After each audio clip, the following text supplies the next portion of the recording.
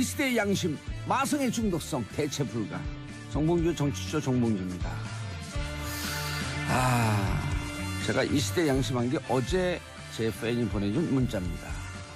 정의의 화신 이 시대의 양심 정봉주 의원께 감사합니다. 지금 이 시각 여러분이 가장 많이 찾아본 실시간 검색어 권성동. 자, 국회의원 사촌 동생도 강원랜드 인사청탁 의혹. 자, 도대체 어디까지 했습니까? 공인으로서의 갈 길을 잘못 가고 있는 분들. 자, 가계부채 종합대책 오늘 발표합니다. 그리고 코스피 2,500 돌파. 자, 경제는 심리가 살아나고 있죠? 경제 좋아지길 바라겠습니다. 정봉주의 정치쇼 1부 들어갑니다. 이름하여 뉴스 브리핑. 자, 바쁘셔서 TV 못 보고 신문 못 보고 기사 못 보죠? 그래서 여러분들께 신문 못 보신 분들께 오늘 뉴스 브리핑 30분만 들으면 하루를 관통합니다. 자, 뉴스 브리핑 함께 하실 원포인트 뉴스 정상근 미디어오늘 기자님 나오셨습니다. 네, 안녕하십니까. 미디어오늘 정상근 기자입니다. 빰빰빰빰빰빰빰빰빰 당신의 생일을 축하합니다. 자, 정상근 기자님 생일 축하합니다. 네, 감사합니다. 예. 아까 축하합니다라고 한 분이 부인이에요? 예, 이름은 제 와이프와 똑같네요. 박수진. 네네. 오호. 부인이에요? 네. 집사람. 정상근 기자님 생일 축하합니다. 감사합니다. 노래 한번 틀어주세요. 중간에. 중간에요? 끝날 때. 분량이 또 없어지네요. 축하합니다. 자, 박수진님, 그래도 남편, 이렇게 고생하는데 생일 챙겨주셔서 감사하고요. 행복한 가정, 애는 몇 명이에요? 아직 없습니다. 결혼한 지 얼마 안 됐거든요. 빨리 나이죠. 네. 조국과 민족에 충성하는 길은, 애국하는 길은 애 낳는 길이다. 네네. 예. 둘도 부족하다, 셋만 낳아 잘 기르자. 셋까지는 좀 그렇고요. 자, 샵 1035 짧은 문자 50원, 긴 문자 100원. 이번 주까지, 다음 주 초까지 청취율 조사 기간 SBS 정봉주 정치쇼 진행자 정봉주 딩동댕 전화 오면요. 청취율 조사 기간이에요. 네. 이번에 한 10% 나와야 돼요. 아직도 안 끝났나 보네요. 예. 청취율 조사가. 그러면 우리 여기 청취율 나 조사 전화 받았습니다라고 하는 분들이 네. 10명 되면 1%예요. 왜냐면 1000명 조사하는 거니까. 예. 샘플이 1000명이니까 20명 되면 2%예요. 30명 되면 3%. 50명만 전화 받았고 우리 나 전화 받았습니다. 이거 올려놓으면요. 그냥 5%. 5%. 쭉 가는 거예요. 5%면 상당히 높은 거죠. 2%만 돼도 라디오에서 여기 그 FM에서요. 사장님이 날마다 얻고 다녀요. 네. 엄청나게 높은 거죠. 주차장서부터 여기까지 얻고 올라. 2%만 돼도. 네. 예. 이미 돌파했어요. 2%는. 이미 돌파했어요. 그러면 네. 오래전에 돌파했어요. 이제 목표를 더 이제 Once 높게. upon a time. 네. Man in Black. 제가 오늘 Man in Black 아니에요. 맥락이 잘 이해가 안 되는데. 정지희님, 검은 옷 입고 왔다고. 검은 옷 입고 오셔서. 예. 네. 갑자기 청취율 얘기하다가. 정지희님, 도사님 블랙으로 입으니 더 멋있으시네요. 땡큐. 송명경, 항상 듣기만 하다가 처음으로 글 남겨요. 내용들이 귀에 쏙쏙 들어와요. 홍도사님 화이팅. 자, 정상근 기자님도 화이팅. 네. 자, 감사합니다. 기사 뭐 가져오셨어요? 국가정보원이 2009년 4월에 예. 그 노무현 전 대통령의 검찰 수사를 받을 당시에 그 검찰에 고가식의 수수로 망신을 줘라. 적당히. 네. 적당히 망신을 줘라. 예. 네, 이런 말을 전한 것으로 확인이 됐습니다. 네, 국정원 개혁위원회가 있잖아요. 예. 이 개혁위원회에서 23일 그 산하에 있는 적폐청산 TF로부터 이 같은 조사 내용을 보고받고 공표를 했는데 예. 그 2009년 4월 21일에 그 당시 원세훈 국정원장의 측근인 한 국정원 간부가 예. 그 이인규 전 대검찰청 중수부장을 만나서 예. 그 노무현 전 대통령을 불구속 수사를 하는 게 좋겠다. 네, 이런 얘기를 하면서 이 고가식의 얘기를 했다고 합니다. 그 아울러 국정원 직원들은 그 하금열 당시 SBS 사장을 만나서 그 노 전 대통령 수사 상황을 적극 보도해달라 이렇게 얘기를 했다고 하고요. 예. 또 현 KBS 사장인 고대영 당시 보도국장이었죠. 예. 고대영 당시 보도국장에게는 200만 원을 건네면서 국정원에 불리한 보도를 하지 말아달라 이렇게 예. 청탁을 했다고 합니다. 국정원에 불리한 보도를 하지 말아달라. 네. 200만 원 주고. 그때 200만 원 지금 그 느낌으로 하게 되면 한 4,500만 원 느낌이죠. 뭐 그렇게 큰 차이는 안 나는 것 같은데. 아니죠. 2009년인데요. 그렇죠. 8년 전이에요. 8년 전이긴 하지만. 그럼요. 10년인데요. 뭐 그렇게 임금 상승 폭이 크지 않기 때문에 사실 사람들이 받아들이기에는. 물가 인상만 1년에 한 3%에서 5%쯤 잡아도 네. 40% 아니에요. 뭐 어쨌건 그런데 제 생각으로는 이 KBS 당시 보도국장이 만약에 200만 원을 받았다라고 하면은 예. 좀 너무 그 뭐랄까 하여튼 KBS 보도국장이라는 지위치고는 적은 돈에 이렇게 쉽게 움직인 거 아닌가라는 생각도 좀 들고요. 아니죠. 사람이 캐릭터죠. 소액 매수가 가능한 사람. 아, 네. 네. 그렇게 되면 뭐 어쨌건 그럼요. 그릇을 볼 수 소행- 있는 기회이기도 하고. 종기 그릇. 네. 간장 종기. 네, 어쨌건 그렇습니다. 다만 예. 그 하금열 SBS 사장하고 예. 고대영 KBS 사장 측은 네, 이 사실을 부인을 하긴 했어요. 예. 근데 여기서 관심은 좀 가져야 되는 게 그 고가의 시계라고 하면은 그 논두렁의 시계를 버렸다 뭐 이런 얘기가 있었잖아요. 그렇죠. 당시에. 받아갖고 수사가 조여 들어오기 시작하니까 논두렁에 시계를 버렸다. 권양순 여사가. 권양순 여사께서 이렇게 버렸다고 했는데 여사께서. 그런 표현과 관련해서는 이게 국정원 발인지 아니면 검찰 발인지는 확인을 못했다라고 합니다. 예. 그래서 우리가 방송을 하지만요. 지난해 말 네, 교수들이 뽑은 올해의 그 사자성어, 네, 고사성어. 뭔지 기억나세요? 지난해 말이요. 예. 되게 지난해 희망적인 말에- 내용이었던 걸로 기억을 아니죠. 하는데. 지난해 말에 막 국정원 그 최순실 게이트, 네, 국정농단이 퍼지고 있을 때, 그러니까 올해 말하면서 사실은 내년도 2017년까지 같이 포괄하는 걸 뽑은 거죠. 기억나세요? 잘 기억은 안 나는데. 이럴 때 하는 얘기예요. 올해의 상황을 두고 천라지망, 하늘의 망과 그물과 땅의 그물은 네, 성기성기 있는 것 같지만 너무나 크고 넓어서 숨을 곳이 없다. 아, 도망갈 곳이 없다. 네, 예, 이분들한테 한마디 해줘야 돼요.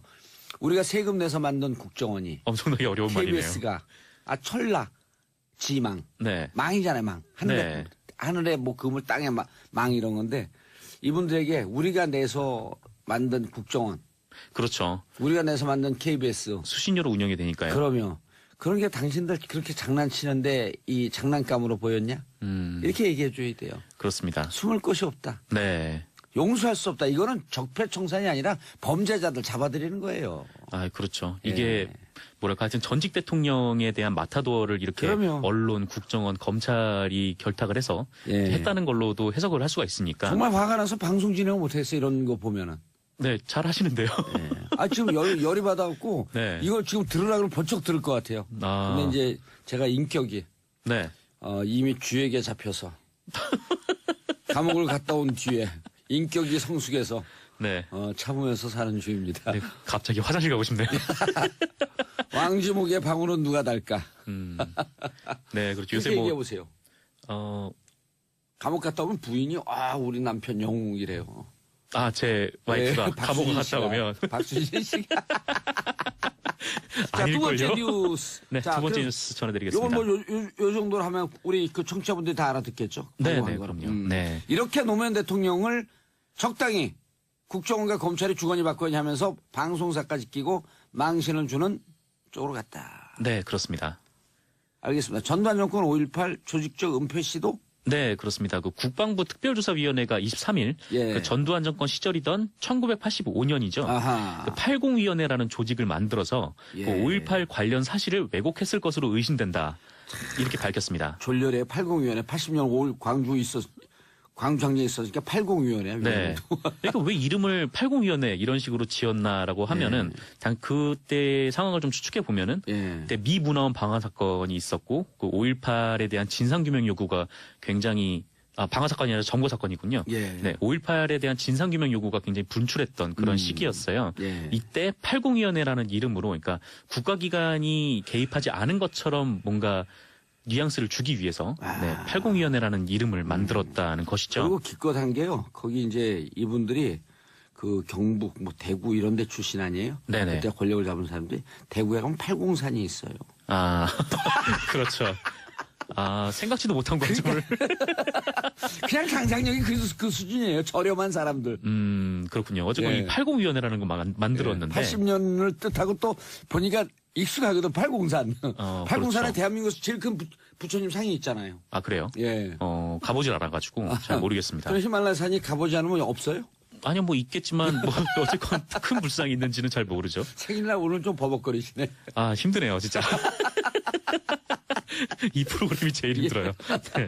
자, 조직적 은폐 시도. 네, 그렇습니다. 그러니까 이런 거예요. 그러니까 80위원회라는 걸 만들어서 육군본부에 네. 여러 가지 자료를 요청을 했는데 요거를 왜곡했을 가능성이 있다는 거죠. 예. 대표적으로 군인들의 체험 수기라는 게 있는데 예. 요게 85년하고 88년에 작성이 됐대요. 근데 이 체험 수기에 한 공수부대 요원이 그 폭도들을 200에서 300m 거리에서 그 지면 사격과 공포 사격으로 쫓아보냈다. 이런 대목을 쓴 게 있었는데 여기서 지면 사격이란 단어가 수정액으로 지워진 흔적이 있답니다. 오. 왜냐하면 공포탄을 지면으로 쏘면은 예. 탄환이 튈 수가 있잖아요. 탄환은 없지만 예. 어쨌거나 뭐 이렇게 실탄 같은 경우에는 튈 수가 있잖아요. 네, 어쨌든 그런 내용들이 좀 들어가 있고. 조준 사격으로 오해받을 수 있겠다. 혹은 조준 사격의 느낌이 있으니 지워버렸다. 네, 수정액으로 삭제된 흔적이 있다고 하고요. 그리고 5월 21일 집단 발포가 이루어졌을 때 무릎사 자세로 집단 사격했다. 뭐 이런 수기 내용이 있었어요. 조준 사격이네요. 그럼. 조준 사격이죠. 무릎사 자세는. 네, 이런 충격적 내용도 포함되어 있었는데 이게 88년 발간된 체험 수기와는 차이가 있는 내용이다. 예. 네, 한마디로 이렇게 80위원회라는 곳에서 은폐를 했을 그 가능성이 있다. 이런 예. 내용입니다. 알겠습니다. 다음 추명호 최순실 보도 이틀 뒤 국정원 자료를 폐기했다. 네. 얼마 전에 증거인멸 우려가 없다면서 구속영장이 기각이 됐었죠. 예. 네, 이 추명호 오민석 부장판사. 네. 이 추명호 국정원 국장이라는 사람은 그 국정원 직원인데 우병우 전 민정수석에게 비선 보고를 했다는. 비선 보고를 네. 했다라고 하는 걸 인정을 했고. 그렇죠. 최순실 관련 보고했는지는 그때 당시 보도가 나올 시점에는 확인이 되지 않았다. 네, 그렇습니다. 근데 증거인멸 우려가 없다면서 구속영장을 기각을 했는데 예. 이 보도가 사실이라면 추명호 국장은 이미 증거인멸을 했다는 거죠. 했죠. 네. 그럼 추명호 국장에 대해서는 영장 재청구가 들어가야 할 것이고 네. 이상하게 오민석 부장판사를 제가 기억하기 시작했어요. 아, 그래요? 예. 몇 가지 뭐 다른 사례가 있었나요? 아니요. 이렇게 이제 보도 자꾸만 논란이 되면 제가 이름을 기억하거든요. 네, 그렇군요. 예, 그래서 제가 한번 머리가 나빠갖고 한번 기억하는 것은 많이는 기억 못하는데 한번 기억하면 평생 기억합니다. 아, 그래요. 네. 예. 제 이름은 기억 못 해주시길. 아, 못했어. 계속 보고 있잖아. 정상근. 예. 네. 오늘도 상근하시나요? 아, 예. 아, 힘들어. 네, 그렇습니다. 예. 어쨌거나 이 추명호 국장은 게다가 또 최순실하고 계속 무관하다 이렇게 주장을 했는데 그 JTBC가 태블릿 PC를 보도한 이후에 10월 24일. 네, 이틀 뒤에 이 자료들을 삭제를 했다는 거예요. 예. 또 게다가 여기에는 국정원 감찰실장의 승인도 받았다라고 하는데 그렇다면 국정원의 조직적 은폐도 의심이 좀 되는 상황이기도 하고요. 예. 어쨌건 이런 식으로 증거를 은폐를 해서 그 당시에 11월에 국정원이 추명호 국장에 대한 감사를 했거든요. 근데 이렇게 은폐를 했으니 결국엔 이 감사가 무혐의 결론이 나왔었는데 좀 다시 한번 네, 검찰에서 수사를 할 필요성이 좀 있어 보입니다. 한쪽은 그냥 권력을 이용해서 범죄를 저지르고 그 조직과 집단은 그냥 무혐의에 덮어주기 급급하고 이게 나라냐고요. 그러니까 우리 촛불 그 많은 1,700만 시민들이 네. 촛불 등에 맞았던 거예요. 그렇죠. 그거 아니야 이게 나라냐고. 얼마 안 있으면 그 네. 시민들이 촛불을 들고 나온 지 1년이 되는 그렇죠. 네, 날이기도 하죠. 10월 25일인가 26일이 첫 번째 촛불을 들었던 날인데요. 네, 아마 그랬을 거예요. 근데 그주 태블릿 PC 보도가 나온 그 주 토요일에 아, 네. 오늘 태블릿 PC 보도된 딱 1주년이에요. 네, 맞습니다. 예, 24일. 아, 그러네요. 벌써 훅 지나간 것 같은데 또 많은 분들이 그렇게 고생하시면서. 네, 촛불을 들고 이 추운 네. 날씨에도 계속 네, 엄청난 민주주의의 힘을 보여주셨죠. 예. 첫 번째 촛불이요. 10월 22일이었네요. 아, 그렇군요. 태블릿 PC 보도 나오기 직전. 예. 네. 그때는 많이 안 모였고 10월 29일 그다음 11월 5일이 아마 그때 100만이 돌파되는 시점이었을 거예요. 네. 11월 5일이. 태블릿 PC 보도 이후에 그렇죠. 굉장히 빠르게 예. 여론이 급격하게 안 좋아졌었습니다. 여론이 그 촛불 쪽으로는 좋아졌죠. 촛불 쪽으로 많이 모였어요. 네, 박근혜 정부에 대해서는. 자, 그럼 추명호 부분에 대해서는 국장에 대해서는 영장 재청구가 할까요? 검찰에서는 재청구를 검토하고 있다 이렇게 얘기했잖아요. 네, 뭐 검토 중이라고는 하는데, 근데 사실 검찰에서 제출했던 영장에 대해서 계속적으로 법원이 상당히 기각을 많이 한 예. 좀 그런 상황이어서. 알겠습니다. 자, 생일을 맞이한 정상근 기자님. 네. 암만 생일도 끝내야 됩니다. 인사하세요. 아, 네. 감사했습니다. 예. 자, 정봉재 정치쇼 2부 순서 들어가겠습니다. 자, 그 화요일을 기다리는 분들이 많아요. 예. 일주일에 가장 강력한 수다. 언니들의 수다. 언니 뉴스. 자, 함께 하실 분들, 최민희 전 의원님. 안녕하세요. 아이, 내가 얘기했죠. 해병대 의원 최민희입니다. 최민희 전 의원님 하면 인사하지 말고 가만히 있으라니까요. 다시 할 때까지. 최민희 의원님. 네, 안녕하세요. 자, 양지열 변호사님. 예, 안녕하세요. 예. 예, 언니 뉴스의 업서거입니다. 저는. 아, 없어 목소리 왜 보여요? 이렇게 굵어요? 예, 아니, 언니가 아니고요. 언니 뉴스에 없어버리겠대. 예, 잘못했습니다. 예, 그래서 예. 여의도 양지탕. 여의도 양지탕은 왜 갑자기 설렁탕 드시러 한번 가셔야죠. 양지탕이 여러 군데 있습니다. 예, 그래요? 예. 양지탕을 10그릇 먹으면 양지열이에요? 정말 오늘 아, 이건 너무 아재 개그 장렬이에요. 이건 초등 개그예요. 아재 개그가 아니라. 근데 돌아서면 기억나요. 그래, 양지열을 안 까먹겠어요. 약간 이불킥하면서 생각나는 예, 농담. 자, 고란사에. 예, 안녕하세요. 중앙이. 귀에서 고란사가 징징거리죠. 진짜 밤에 잘 때마다 생각이 나서 산재 청구해야 될 것 같아요. SBS에. 예. 자, 첫 번째 뉴스. 공공기관 채용 비리 원천 봉쇄 가능한가? 최민희 의원님. 네. 기회는 평등하고 과정은 공정하며 결과는 정의로워야 한다. 문재인 대통령 네, 취임사였었죠. 아주 멋있었어요. 예, 기회는 평등하고 과정은 공정하며 결과는 정의로워야 한다. 왜 멋있냐? 우리 같은 머리는 절대 못 외워요. 양지열은 외우는데 예. 양지설렁탕 이런 그러면. 그릇. 기평과 공 결정. 정의. 예? 그 뭐냐? 기평, 기회는 평등하고 과공.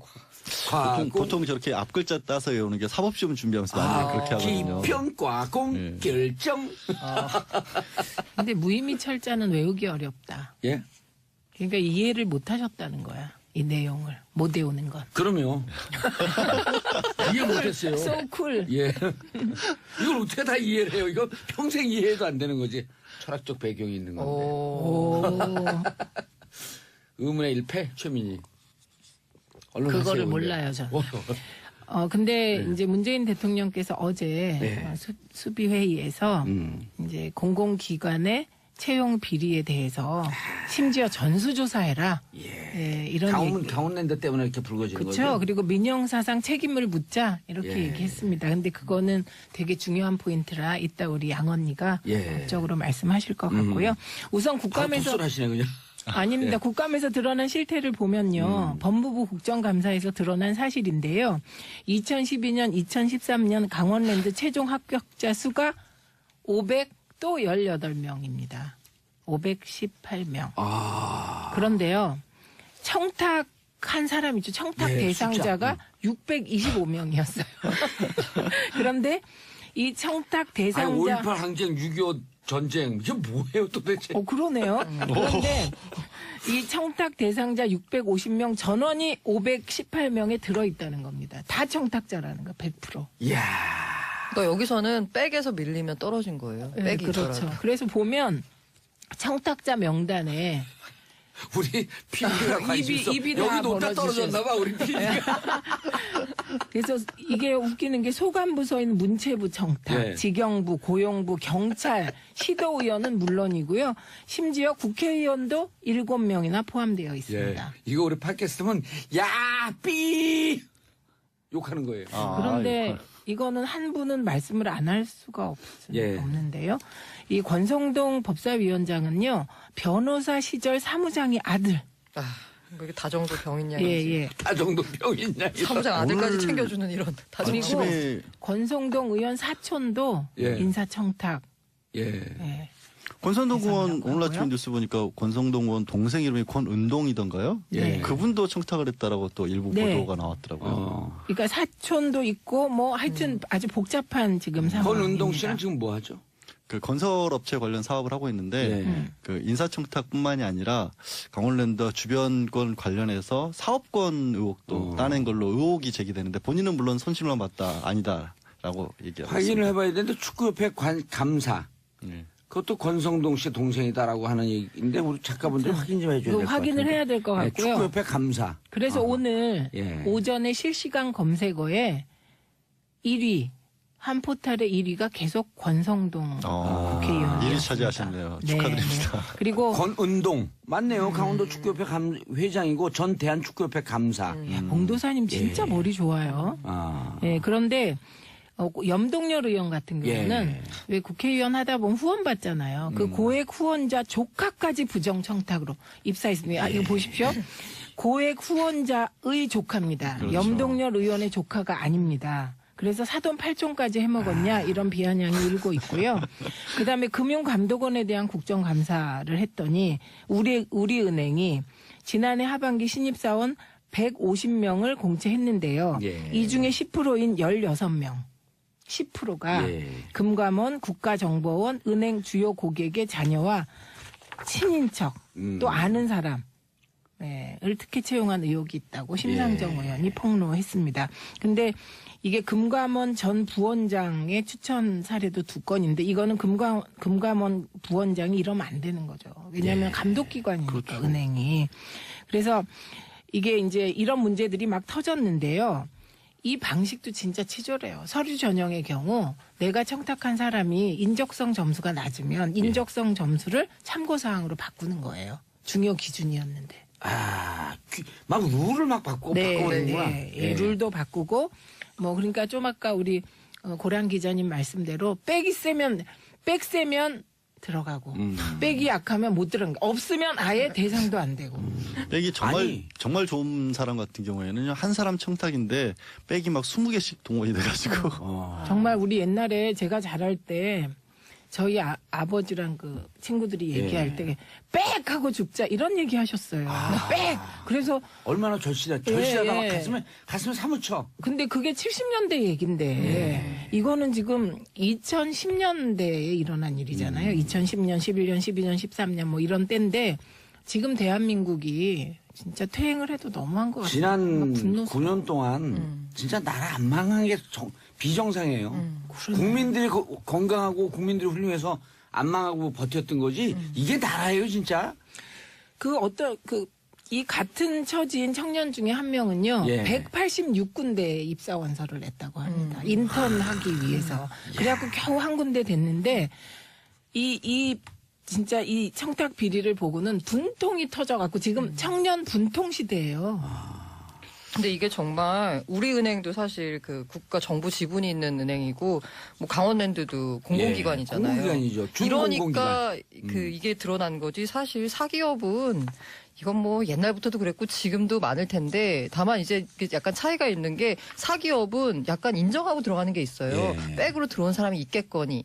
라고 인정하고 들어가는 게 있는데 이게 공공기관이잖아요. 근데 그 사기업은요. 그럼 공정하게 해야 되는 아니 거잖아요. 고 기자님이 말씀하신 부분에 인정을 하면서도 또 다른 부분이 사기업은 오히려 깨끗한 게 사기업은 자기 기업에서 일을 할 사람들을 뽑고 그 기업에 이익이 안 될 만한 사람은 안 뽑는 거거든요. 아니에요. 그렇지만 그러니까 아예 아주- TO가 있어요. TO가. 그러니까 TO가 근데 아예 아예 TO가 떼놓고. 있어요. 아예 아예 떼놓고. 두 분이요, 제가 드릴 말씀이 있는 게 사기업의 청탁인지 뭔지 최고의 금수저는 저는 다스에 들어간 이씨모 씨 같아요. 이씨 X씨. 거기는 이시영이라고 얘기하면 거기 돼요. 금수저가 거기는 아니라 금수저가 그냥 아니지요. 거의 자기 거죠. 그냥 몸이 내장이 금해요. 그분은 들어간 게 아니죠. 자기 건데. 근데 여러분들 이게 우리 여기 뭐죠 우리 프로그램 이름이? 정봉주의 정치쇼. 정치쇼 우리 듣는 가족분들이 같이 네. 열받아야 할 게 이 권성동, 염동열 이분들이 청탁 논 핵심 아니에요. 네. 이게 함승희 지금 사장 네. 이분이 임명되기 전에 있었던 일들 아니에요. 네. 그러니까 함승희 현 사장이 정의롭게 이것을 공개한 거예요. 그러니까 국감에서 그래서 두들겨 맞으셨죠. 정의롭게 공개한 거예요. 여기까지가 오픈된 스토리예요. 네. 네. 그러나 그 이 이후에 무슨 일이 있는지 모르겠다. 내밀한 얘기가 있는 거예요. 네. 뭐냐면 권성동 강원도 지역구죠. 네. 염동열 강원도 지역구죠. 네. 함승희 의원은 노원구 저한테 17대 싸웠고 저한테 진 사람이에요. 노원구가 지역구인데 고향은 또 강원도예요. 강원도, 네. 권성동, 염동열 이 두 분이 내년 강원도지사 보수 진영의 가장 유력한 후보예요. 근데 강원도지사 자리를 놓고 보이지 않는 전쟁 속에서 다 공개한 거예요. 그 지들이. 내부 폭로전이라는 얘기세요? 내부 폭로전이에요. 사실 함승이 그분도 정말 많은 문제를 이번에 드러냈잖아요. 강원랜드 돈 가지고. 그러니까 정우택 원내대표가 그런 거예요. 똥 묻은 개가 겨 묻은 개 나무래네. 이들이 그 보이는 게 청탁 문제는 정말 열받는 거고 그 밑에 이 권력 투쟁하면서 이게 또 불거진 거예요. 근데요, 네. 정우택 대표 말을 잘못하셨어요. 똥 묻은 개가 겨 묻은 게 나무란다는 정상적 속담이고요. 똥 묻은 개가 오줌 묻은 게 나무란다. 뭐 이렇게 돼야 맞을 것 같아요. 근데 문제는요. 아니 똥 묻은 개가 더 똥 묻은 게 나무란다. 아, 그렇죠. 지금 자기네들끼리 이렇게 말씀하신 정봉주 의원 말씀하신 게 맞고 이전 투구한 거라면 문제는 이 사람들을 어떻게 처벌할까가 문제가 나와야 되는데 예. 문 대통령께서도 나오셔서 강력히 민영사상 책임을 물어야 된다고 하셨지만 처벌하기가 참 애매해요. 네. 뭐가 있냐면 지금까지도 공공기관 같은 경우에는 처벌을 안 됐던 이유가 많은 사람들이 수사에 걸려도 몇백 명 걸려도 한두 건 되는 게 정말 공문서를 위조했다든가 이런 정도가 아니고는 처벌이 안 되는 게 이 사람들이 이렇게 부정한 거래를 주고받은 게 별로 없어요. 왜? 강원랜드요? 어차피 저는 강원랜드에서 굉장히 안 좋은 인식을 개인적으로 갖고 있긴 한데 어차피 그냥 놔둬도 돈이 마구 떨어지는 데입니다. 꿀단지예요. 1조 내지 1조 5천억 정도의 그 뭐 수익이. 특별한 영업을 해서 나오는 게 아니에요. 관리만 하면 자동으로 나오는데요. 그러니까 이걸 무슨 대가를 주고 청탁을 하고 이런 게 아니라 그냥 나눠 먹은 개념이에요. 그러니까 이게 뇌물이 되기가 어려운 거고 배임수재 같은 게 되기가 어려운 게 누군가에게 부정하게 뭔가 흘러갔어야 되는데 어차피 남아 돌아가는 거를 그냥 자기네들끼리 나눠 가진 모양새가 될 수가 있다라는 거죠. 근데요, 이게 우리가 흔히 이렇게 생각하잖아요. 부정청탁으로 입사한 사람들 내보내면 되잖아. 이렇게 생각을 하는데 그게 또 안 되더라고요. 내보낼 수도 없어요. 그 내보내려면 자기 경력을 허위로 조작했다든지 이런 탁 떨어지는 그러니까 사안이 말씀드린 것처럼 아니면 그게 문서 위조가 아니라는 아무것도 네. 없는 거예요. 직권남용이 되려고 해도 직권남용도 되기가 어려운 게 예를 들어서 국회의원이 압력을 넣어서 이 기관에서 해서 마지못해서 들어줬다 이게 돼야 되는데 그런 게 아닌 거거든요. 그냥 서로 좋은 게 좋은 거다 나눠 먹기를 한 거기 때문에 이게 직권남용도 안 되고요. 예를 들어서 강원랜드에 뭔가 민원이 있는데 그걸 해결해 주기엔 대가로 한 거 그것도 아니고 뇌물도 안 되는 거예요. 근데 지금 그 규정을 바꿔야 되지 않을까요? 그 예, 규정을 그래서 만들어야 돼요. 네, 그 규정 규정을 만들어야죠. 새로 만들라고 검토에 들어갔다고 하는데요. 예. 국회의원들의 경우는 후원의 대가성, 후원금의 대가성 문제가 되게 문제가 되잖아요. 예. 그래서 그 시기에 후원금을 주고 청탁을 했다. 뭐 그런 문제가 생길 수 있을 것 같고요. 그러니까 우리 많은 그 보통 우리 국민들 이분들 열받지 않고 그리고 이게 정상화되는 쪽으로 가야 되기 위해서 이 규정 만들어야 돼요. 만들어야 되고요. 예. 요건 지금 국감에서 나온 건 일부 사례가 나온 거잖아요. 근데 한겨레 신문에서 예. 한 2달에 걸쳐서 공공기관을 대상으로 해서 이 채용 비리를 다 할 수 있는 최대한 조사를 한 기사가 있었더라고요. 예. 그게 지난 9월에 이미 나왔는데 이게 이제 공공기관 313곳을 채용 감사한 5년 자료를 전수조사했대요. 예. 채용 감사를 했을 거 아니에요. 그랬더니 공기업 58곳에서 최소 578명이 부정 채용되었다고 합니다. 근데 이 중에 합격 취소된 건 2%뿐이다. 예. 그러니까 이런 게 다 정말 분통 털어지는 거고요. 그다음에 공기업은 시내 직장이라고 그럼요. 해요. 근데 이 시내 직장이 이렇게 비리가 넘쳐나고 거의 이 자료 보면 그 16%? 예. 그러니까 이상. 이렇게 사람을 그냥 소위 막 뽑아도 그러니까 능력이 안 된 사람을 뽑아도 조직이 굴러가는 건 그만큼 조직에 사람이 많다는 얘기잖아요. 반대로 생각하면. 그러니까 공기업 구조조정 얘기가 계속 나오는 거고 사람들이 공기업을 욕하는 이유가 아닐까 싶어요. 이거는 이렇게 봐야 돼요. 또 뭐냐면 이렇게 부정 입학, 부정 취업되면서 이 기회를 박탈한 다수가 피해자니에요. 그런 관점으로 접근해야지. 그러니까 영문도 모른 채 수많은 청년들은 들러리를 선 겁니다. 그럼요. 그런데 아까 이제 우리가 진짜 붕괴되는 게 처벌할 길이 없다. 지금 예. 이런 거잖아요.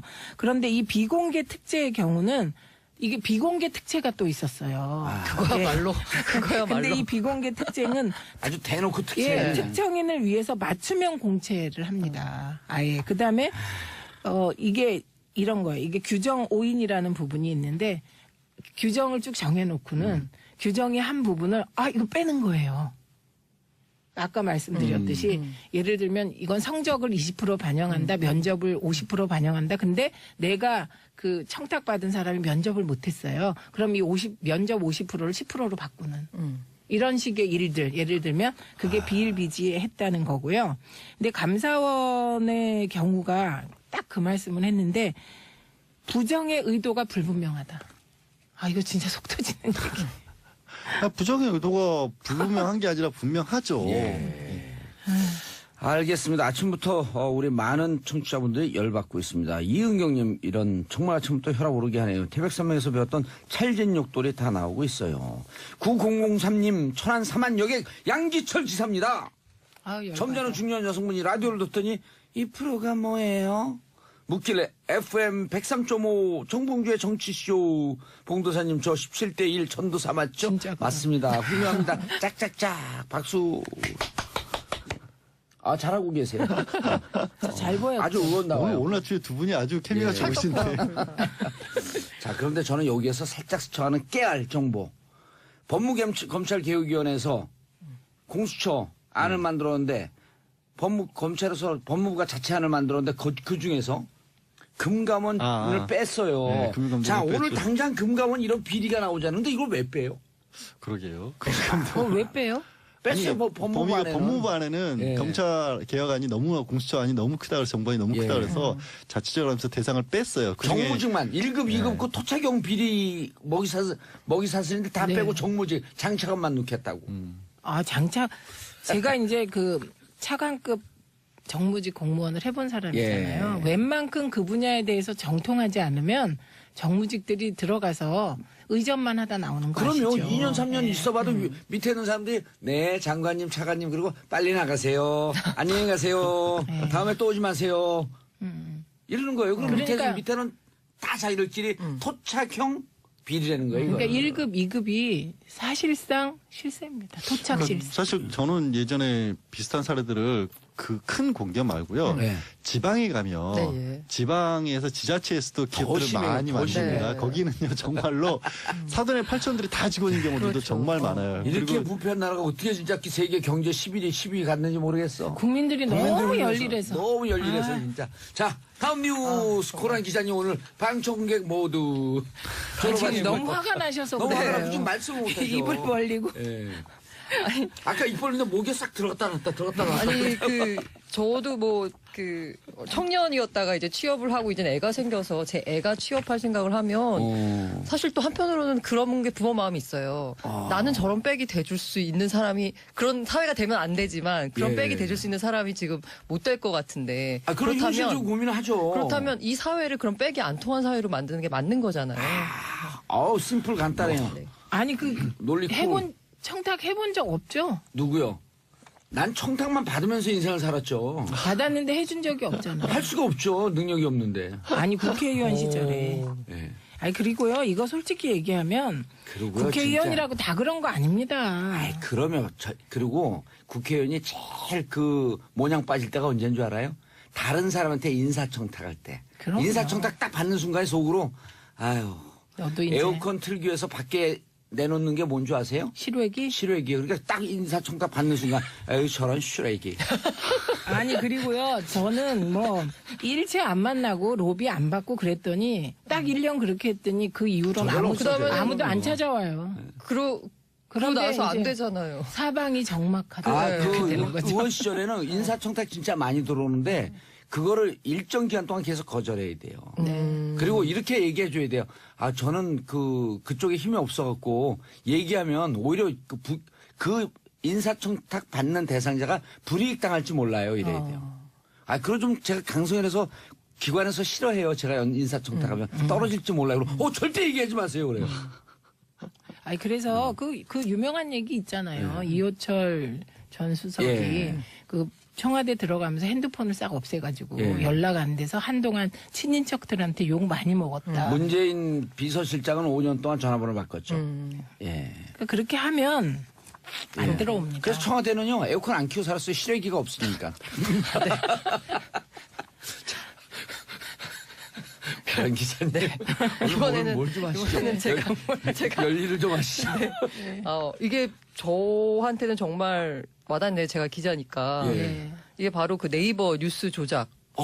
뉴스 조작이 아니라 뉴스 배치 조작이죠. 이 정확히 얘기는요 말하자면. 수없이 많이 있었어요. 네. 이게 사실 의심만 나오고 그랬을 거라고 했는데 네이버가 이거 명예훼손이다. 우리를 모욕하는 거다라고 오. 강력하게 반발했는데 결과적으로 조작을 시인했습니다. 지금 셀프 모욕을 했네요. 셀프 모욕을 했죠. 이 보자면 20일 날 한 스포츠 온라인 전문 매체가 스포츠 온라인 전문 매체 광고 듣고 들어가야 되겠는데. 아, 네. 제목만 듣고. 자, 광고 듣고 돌아오겠습니다. 정봉재 정치쇼 3부 순서 들어가겠습니다. 공도사님 제가요. 언니 뉴스. 누가 하는지 얘기해줘야죠. 최민희 의원님, 양결 변호사님, 고란 중앙일보 기자님. 우리가 중간 사이에 인트로 구라 풀다가 다 터졌어요. 그래요. 제가요 고란 기자님 얘기 들으면서 예. 어느 영화와 같은 일들이 아직 하면 안 돼요. 왜냐면 고란 기자님이 아까 제목만 얘기했어요. 그래요? 저 영화 보는 것 같아요. 청취자들은 무슨 얘기인지 모르세요. 무슨 얘기할지 몰라요. 자, 고란 기자님 계속 쫙 풀어주시죠. 그래서 이게 스포츠 전문 온라인 매체 이게 이제 밝힌 자, 지금 데가 주제가 네이버가 뉴스 배치 조작했다. 인정했다. 이전까지는 다 네이버가 이건 음해다. 예. 이건 우리의 명예훼손이다. 하고 이전까지는 극구 뉴스 부인했었거든요. 조작했냐 그러니까 네이버가 네버 그랬죠. 뉴스 조작이 아니라 뉴스 배치 조작. 예, 뉴스 배치 조작. 근데 사실 이게 편집권이거든요.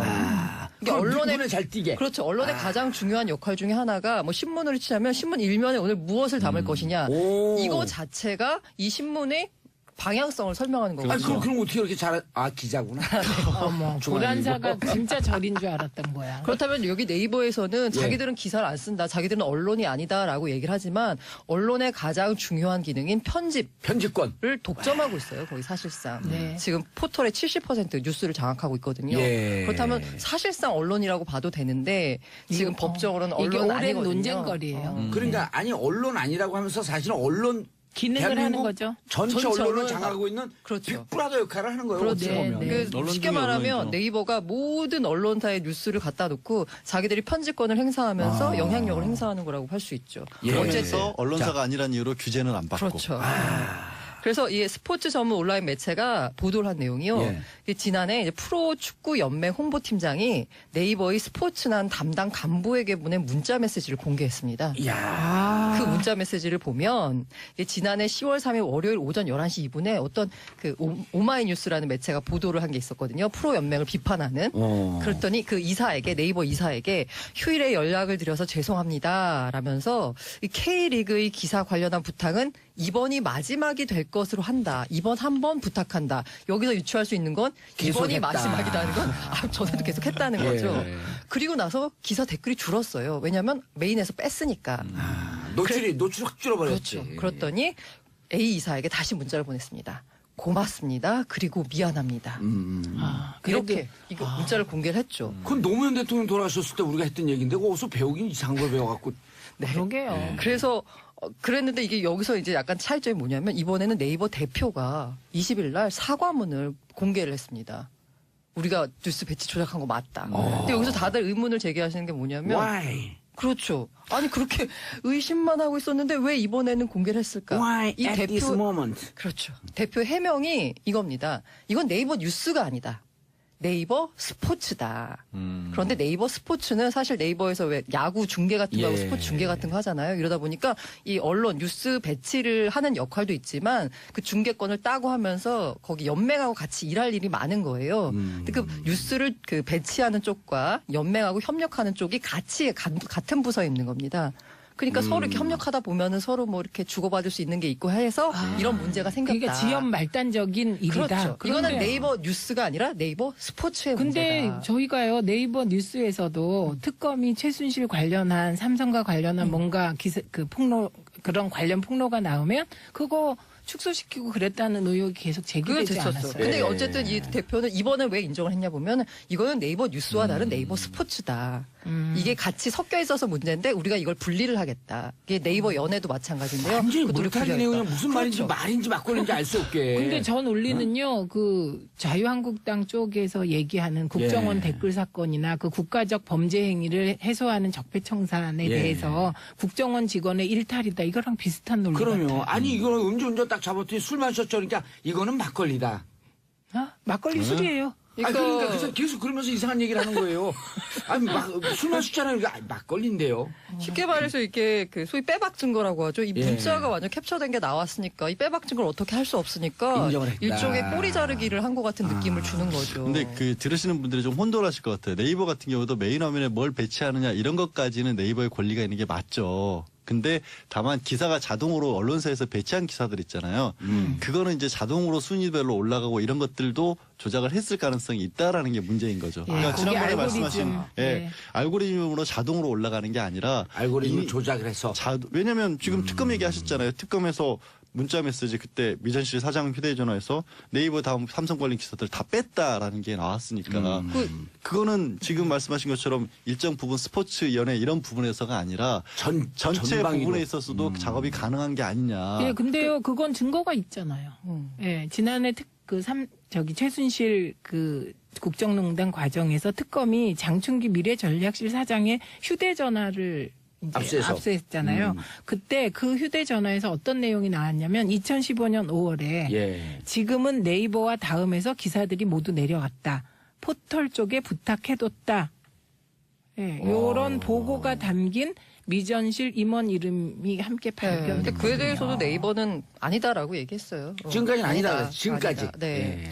그래서 이제 네이버가 요것과는 상관없이 어쨌든 간에 이런 의혹을 하도 많이 받고 자기들 입장에서는 의혹이니까 예. 억울하다라면서 뉴스 개편을 이제 제시했거든요. 크게 두 가지인데요. 하나는 언론사가 직접 편집한 뉴스를 노출하는 채널 서비스를 도입을 하겠다. 그랬죠. 그렇게 바뀌었죠. 네. 예. 그렇게 해서 이제 언론사에게 편집권을 다시 돌려주겠다라는 이 채널 서비스인데 이거하고 또 하나는 뭐냐면 사람이 하고 있거든요. 이거를 사람이 아니라 AI가 가능하게끔 아예 바꿔서 결과적으로 궁극적으로 네이버의 뉴스 편집 인력을 아예 없게 만들겠다라고 했는데 이것도 또 그럼 알고리즘 그 입력하는 거에 따라서 틀려지는 건데요. 맞아요. 그 알고리즘을 설계하는 것 자체가 네이버예요. 사람 설계하는 건데. 근데 이게 진짜 역사가 길어요. 예. 구새누리당이 이게 인터넷 여론이 신새누리당, 구새누리당 있어요? 그냥 예, 구새누리당. 새누리당이에요. 그거 없어졌으니까. 네, 예, 새누리당이 예.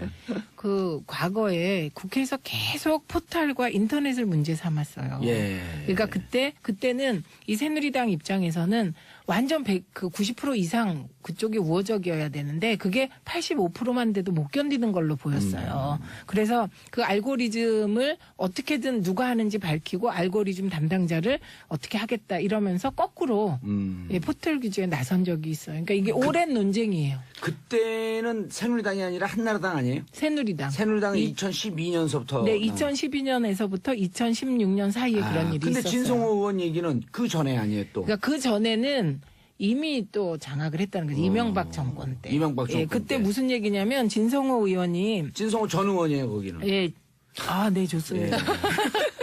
진성호 전 의원이 예. 기사를 막기 위해 밤새 예. 포털 다음과 네이버에 우리 직원 동원해서 전화했다. 네, 그래서 네이버는 평정됐는데 다음은 잘 안 된다. 이런 얘기를 했었죠. 그 네이버가 항상 다음하고 비교되는 게 뭐냐면 다음에는 특히나 이 아고라라는 그것 때문에 예. 약간 뉴스가 메인에 올라오는 걸 보면 다음과 네이버가 확연히 다른 경우가 많았어요. 맞아요. 정치적 최근에는 이제 비슷해졌는데 이번 정권 들어서 근데 이제 과거 10년 정권 동안 이렇게 달라지면서 이 네이버는 어쨌든 이렇게 비대하게 커진 이 영향력을 유지하기 위해서 정권에 약간 협조할 수밖에 없는 거잖아요. 그래서 알아서 뭔가 협조를 해준 게 아니냐라는 의혹이었는데 네이버는 국가 아니라고 했죠. 그런데 이번 건으로 그 사실의 개연성이 높아졌고 근데 그 진성호 의원의 경우는요. 예. 네이버가 진성호 의원에 대해서 손해배상 청구 소송을 했더라고요. 그런데 예. 법원이 중재한 내용은 조정을 해준 게 진성호에게 사과를 하라. 스스로 허위사실이라고 밝히고 네, 사과해라. 네. 근데 그래서- 그렇게 끝나버렸기 때문에 실제로 그게 있었는지 없었는지는 안 밝혀진 거예요. 예. 그쵸. 괜히 이거는, 합의로 끝난 거예요. 이런 합의를 이른바 이제 우리가 뒷골목에서 이렇게 짬짬이 합의다.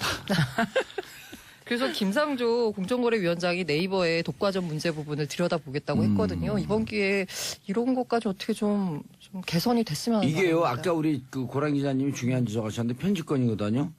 지금 우리 국가가 이렇게 난리가 난 게 댓글을 갖고 국민 의식을 조작하려고 그런 거 아니에요? 네. 편집권을 갖고 국민 의식 조작하는 거예요. 이 편집권이 제가 불과 지난주에 경험한데 같은 기사예요. 근데 사실 그 언론의 사이트라고 하는 게 영향력이 약해서 포털에 걸려야지 사람들이 많이 보거든요. 그럼요. 예. 근데 제 똑같은 기사인데 다음에는 메인 화면에 걸렸어요. 예. 그랬더니 댓글이 한 350개 정도 달렸거든요. 어허. 물론 좋은 댓글은 아니지만 어쨌든 근데 네이버에는 걸리지 않았어요. 예. 댓글이 하나도 없어요. 같은 그렇죠. 기사인데. 당연히 그렇죠. 네, 맞습니다. 그러면 그러니까 언론의 특히 첫 들어갔고 그 인터페이스에 노출이 되냐 안 되냐 이게 엄청난 차이 아니에요. 네, 맞습니다. 그래서 국회의원들은요, 다음 일면에 그 내가 한 국정감사 내용이 뜨냐, 네이버에 뜨냐, 이거 엄청 신경 써요. 지금 뜨냐 다음에 뜨냐. 그렇죠.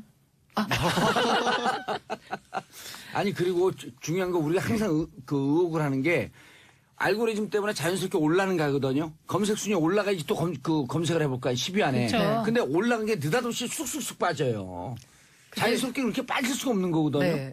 근데 그것도 그건 사법 이미- 당국의 그건 요청이 있으면 이미 네. 인정했어요. 네이버에서 네. 사법당국의 빼는 요청이 조항이 있으면 있다고 뺄 수 아예. 있다. 다른 예. 조항이 있다고. 네, 법원이나 사법행정기관에서 요청이 있을 경우 실검 순위에서 순위에서. 아예 특정 검색어를 삭제할 수 있다라는 조항을 대한민국 했다. 국적까지 빼지 왜 그거만 빼?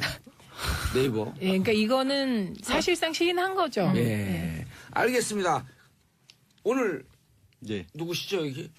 예, 양언니, 양규 찌찌뽕. 찌찌뽕, 찌찌. 뽕찌찌요. 제가 알려줬죠. 네. 예, 양지설렁탕입니다. 양지설렁탕.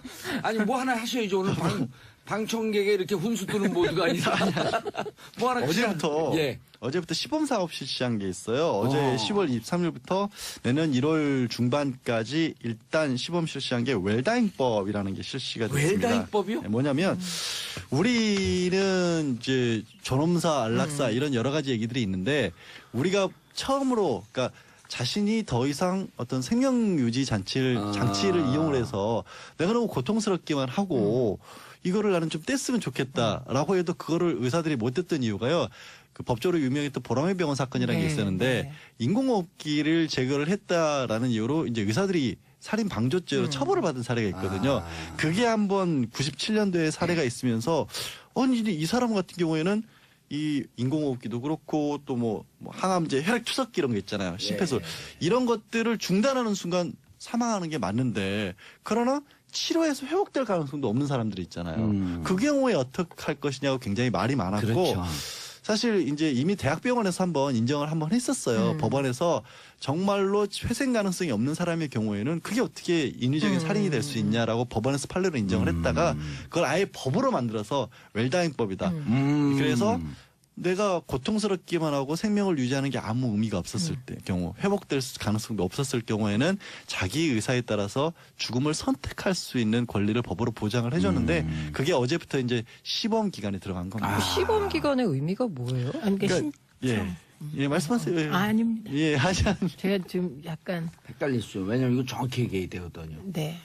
네, 아니 그게 뭐냐면 지금 할 수 있는 것 자체를 한 13군데 기관을 가지고 시범을 해보고요. 부작용을 우려하는 분들도 있어요. 이게 웰다잉이라는 것을 명목상 만들어 놓고 예를 들어서 그 이유를 들어서 치료 비용 같은 것을 줄이기 위한 그렇죠. 목적이라든가 아니면 뭐 혹은 그럴 리 없겠지만 의료기관에서 원래는 지금 의사, 담당 의사하고 전문가 의사 두 사람이 이 동의를 하게 되면 본인의 의사 확인이 어려운 경우에도 이건 웰다잉에 해당한다라고 해서 연명장치를 제거할 수 있는데 혹시 그게 좀 잘못 쓰일 수도 있지 않습니까? 그런 네, 사례들이 네. 있는지를 검토하는 기간을 두겠다라는 거예요. 회복이 가능한데 사실 더 이상 저도 치료를 포기하는 이런 그렇죠. 부작용이 될 수 저도 있는 거죠. 가장 걱정하는 부분이 뭐냐면 우리가 이 권리를 뭐냐면 인간답게 죽을 수 있는 권리라고 표현을 합니다. 근데 그 전제 조건은 뭐냐면 살고 싶은 사람은 살 수 있어야 된다는 거예요. 그러니까 이게 지금 근데 사실 경제적인 이유로 살고 맞아요. 싶은데도 못 사는 사람들에 대해서 웰다잉법을 적용을 해서 이 사람은 죽을 수밖에 없는 사람이에요라고 해버리면 이거는 현대판 고려장이 될 수도 있는 그러니까요. 그 거거든요. 3대 거짓말이라고 하나요? 그 노인분들이 늙으면 죽어야지 한다고 하는데 이제 그거가 완전 그러니까 이 기존에는 유럽이나 네. 특히 유럽은 적극적으로 나가서 안락사까지도 인정을 그렇죠. 하거든요. 안락사하고는 전혀 다른 거죠. 전혀 네, 다른 안락사는 거죠. 뭐냐면 적극적으로 그 사람이 죽음을 택하는 거죠. 죽을 수 있게 하는 거예요. 나는 지금 고통을 생이 받고 고통을 그러니까 줄이고 싶. 편하게 죽고 싶다라고 해서 인공적으로 약물을 투여한다고 해서 아예 사실상 자살을 하는 겁니다. 근데 이제 웰다잉법은 그건 아니고요. 딱 4개예요. 심폐소생술, 인공호흡기, 항암제, 혈액투석 4가지를 중단할 수 있다는 거예요. 근데 요거를 사전 의향서 제가 아까 말씀드리려고 한 게 사전 의향서를 아침에 내 생각하면서 온 거예요. 나 전화해서 쓸까? 이렇게 생각하면서 제가 왔는데 이게 아까 말씀하신 이거는 이제 완전히 가능성이 없다는 판단을 한 연후의 일이에요. 예. 그래서 가족 중에 가족 2명이 동의하면 이제 뭐 요 4가지를 뗄 수 있고 뭐 요런 얘기거든요. 그런데 갑자기 한편으로 생각하면 이게 생명이 붙어 있고 살 수 있는 상태의 심폐소생기일 수도 있는 거잖아요. 요 판단을 어떻게 잘할까 이런 생각이 아까 들어서 제가 고민하다가 전화를 못했어요. 사전 의향서를 쓰려면 이제 전화를 하고 찾아가서 몇 개 병원에 가서? 예, 미리 할 수 있어요. 지금 우리가. 아니 그게 김수환 추기경님이 돌아가실 때 사전에 그 부탁을 했어요. 기계적 방법으로 생명 연장을 하지 마라. 지금 말씀하신 거거든요. 네. 그래서 지금도 그런 게 법적으로는 그때 보완이 완비되진 않았지만 인위적으로 내가 의식도 없고 그런데 나 살려놓지 말라라고 하는 부탁을 하는 분들이 있어요. 왜냐하면 막상 돌아가실 때 혼수 상태가 되니까 네. 판단을 그렇죠. 못하고 의사소통이 안 되거든요. 네. 그래서 그 전에 놓고 그런 분들이 적지 않게 있는데 이제 그것을 법으로만.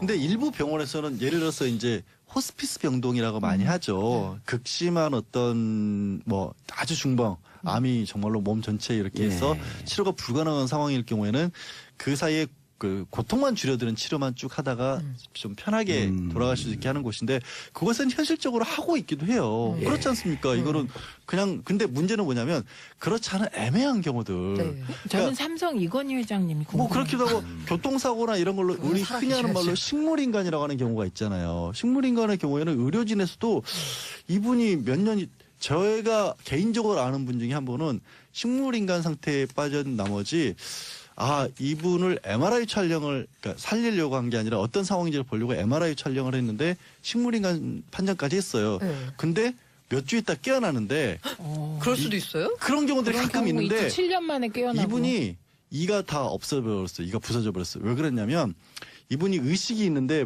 이게 기계로는 안 나오는 거예요. 그래서 MRI 기계에 넣으니까 나를 의식이 있는데도 관에 집어넣는 거라고 생각을 해서 어떻게든 살아보려고 이를 바다닥바닥 해도 이가 다 부서져 버렸어요.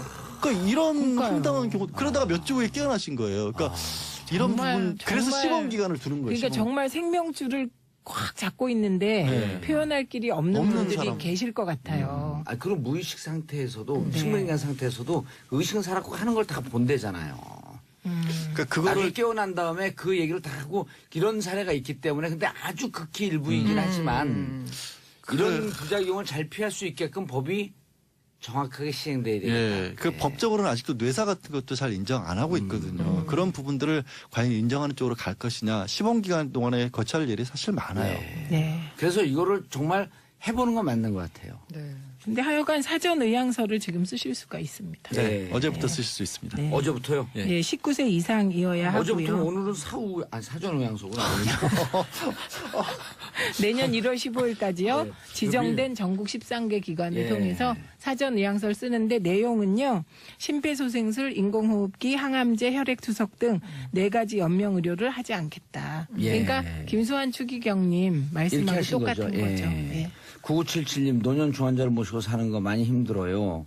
경제력이 넉넉한 분이면 경제력 없으면서 살고 싶다고 한다면 다른 가족들은 힘든 삶을 살게 됩니다. 이건 현실이죠 또. 자, 노쇼는 뭐예요? 노쇼? 예약해놓고 안 오는 거예요. 말 그대로 음식점에. 나타나지 않는다. 쇼. 노쇼. 근데 갑자기 노룩쇼 생각나네. 이걸로 식당이 망하고 그런 네. 거예요. 그래서 지금 롯데 그게 문제가 사실 되고 그 있죠. 2년 전에 그 유명한 최현석 셰프 있잖아요. 소금 막 이렇게 뿌리시는 분. 이분이 노쇼 추방 캠페인을 하셨어요. 그래가지고 이제 화제가 됐었고 사실 그 캠페인 때는 조금 이게 사라지기도 했었는데 최근에 다시 논란이 불거진 게 뭐냐면 15일 날 롯데건설이 이 서초구 잠원동 한신 사지구 주택 재건축 정비 사업 여기에 이제 모든 건설사들이 뛰어들었거든요. 예. 근데 이 롯데건설이 이제 그 승리할 것을 예감했다고 해야 되나? 예감하고 회식 자리를 잡았네요. 그렇죠. 400여 명분의 400여 명. 그 식당을 예약을 한 거예요. 그럼 제가 식당 평생 해봤잖아요. 그럼 미리 저렇게 예를 들어 우리가 150명, 200명 정도를 커버할 수 있을 정도인데 400명이다 그러면 준비해야 되거든요. 어마어마한 준비를 해야죠. 그 어마어마한 준비를 하고 그 준비를 해야 되기 때문에 다른 손님들이 만약에 왔다 그러면 저희 단체 예약 잡혀서 그렇죠. 오늘 못 봤습니다 하고 돌려보내야 되잖아요. 예. 그런데 이분들이 7시가 넘는데도 8시가 됐는데도 나타나질 않는 거예요. 알고 봤더니 롯데건설이 떨어졌습니다, 여기에서. 그러다 보니 이게 무슨 회식으로 축하할 일도 아니고 떨어진 걸. 그래서 나타나지 않은 거죠. 이걸 본 식당 종업원이 SNS에다 올린 거예요. 오기로 해서 안 왔다고. 그 다음부터 이게 이제 노쇼가 논란이 됐는데 이렇게 논란이 커지자 롯데건설 측이 아니다 실제 우리 예약한 건 300명이고 우리가 이러저러한 사정을 설명했고 100만 원을 미리 지급을 했다라고 했지만 이게 덮이지 않는 거죠. 왜냐하면 이 노쇼 때문에 말씀하신 대로 식당이 망하는 경우도 있거든요. 아니 400명 했다가 300명 했다 그걸 해명이라고 해요? 아니야. 근데 이게 법적으로 너무해. 보면 네.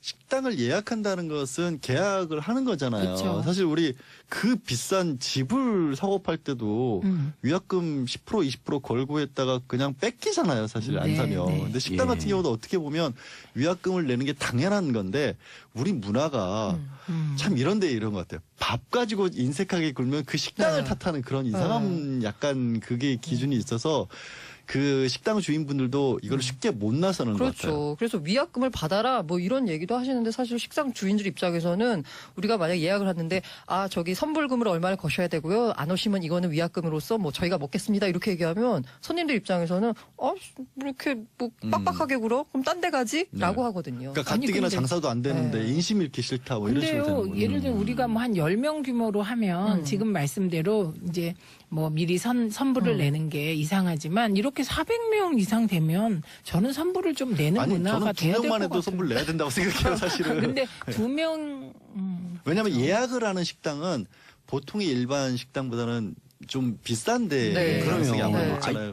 두 명만 퍼크나도 그분은 그렇죠. 그 돈 잃고 또 고 기자 얘기한 것처럼 다른 손님 못 받아서 또 그렇죠. 잃는 거거든요. 그래서 정말 이제 망하는 규모가 작은 식당인 경우에는 망하는 경우도 있고요. 이 현대경제연구원이 식당, 병원, 미용실, 고속버스 등 100개 업체를 조사했어요. 그랬더니 노쇼가 초래하는 사회적 손실이 직접 비용이 4조 5천억 원. 4조. 아까 말씀대로 간접 비용만 8조 원 정도 수준이라고 합니다. 아, 이건 이게- 어마어마한. 이게 노쇼가 사실 또 이게 서비스업 쪽만 생각하시는데 이 병원도 노쇼가 많거든요. 예약해놓고 하는 거. 맞아요. 그게 한 13% 정도 된대요. 네, 실제로 평균적으로. 그래서 네. 병원 가면 예약 손님이 너무 많아서 진료 못할 것 같았는데 그냥 꾹 참고 기다리고 있으면 의외로 빨리 들어갈 때도 또 많아요. 예. 그래서 이 병원 같은 경우에는 정말 이렇게 급하신 분들이나 아니면 이런 분들은 이런 노쇼 하시는 분들 때문에 본인의 치료 기회를 놓칠 수도 있는 거잖아요.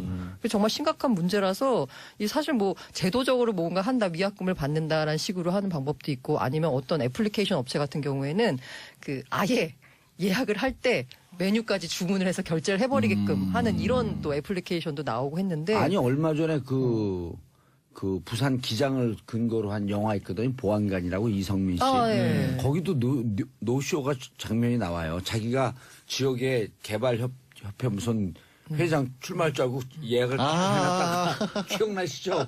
근데 떨어지니까 안 가. 똑같아요 여기 롯데건설하고. 그런데 60만 원 보증 네. 걸었었네요. 예. 40만 원 더 그리고 주고. 40만 원 추가 입금 100만 원. 예. 근데 300명이었으면 10,000원씩만 드셔도 300만 원이었는데 식당 주인 입장에서는 물론 그래도 나은 편이에요. 이 정도는 그래도 나은 편인데 그 300만 원 식당 통째로 비웠어야 됐을 거라서 손해는 컸을 제가 거예요. 저는 이제 뭐 이렇게 그 세상을 부드럽게 살았고 제가 식당 주인이었어 400인분 해갖고 롯데건설 앞에다 다 갖다 줘요.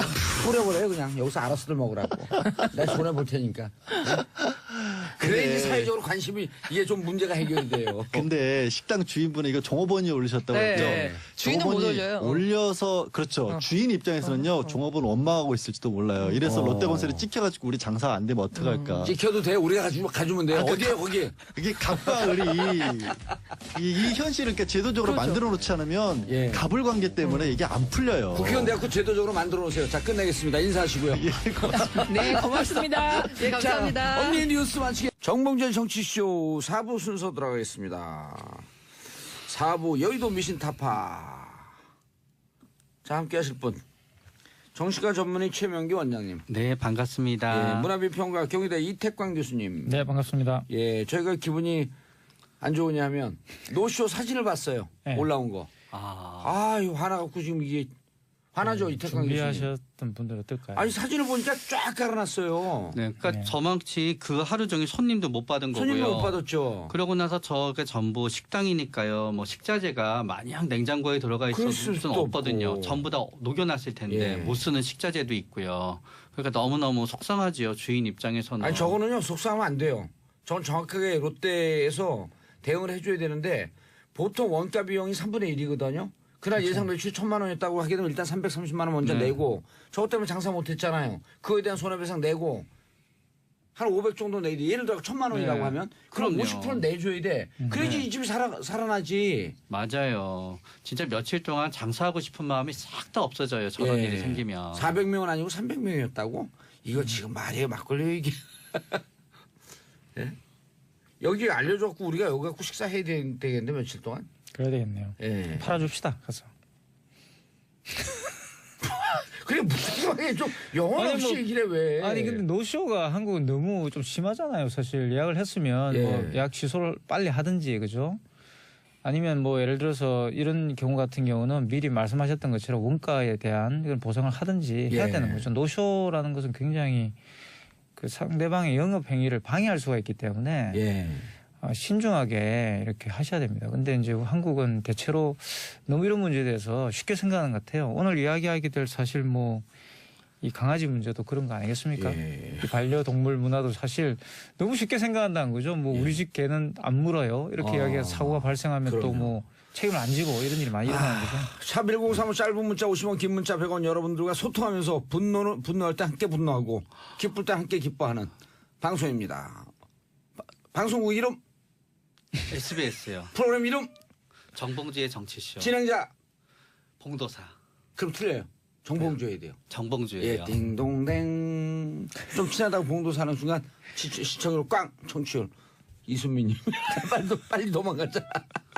저도 네일샵을 운영하는데 예약해놓고 연락도 없이 안 오는 손님 많아요. 이런 분들 때문에 다른 분 예약도 못 받고 그치. 저희 같은 소규모 네일샵은 하루 매출에도 엄청 손해나요. 이게 우리 사회에 보이지 않는 만연한 갑질이에요. 네. 예를 들어 저도 운동 다니는데 개인 PT 받잖아요.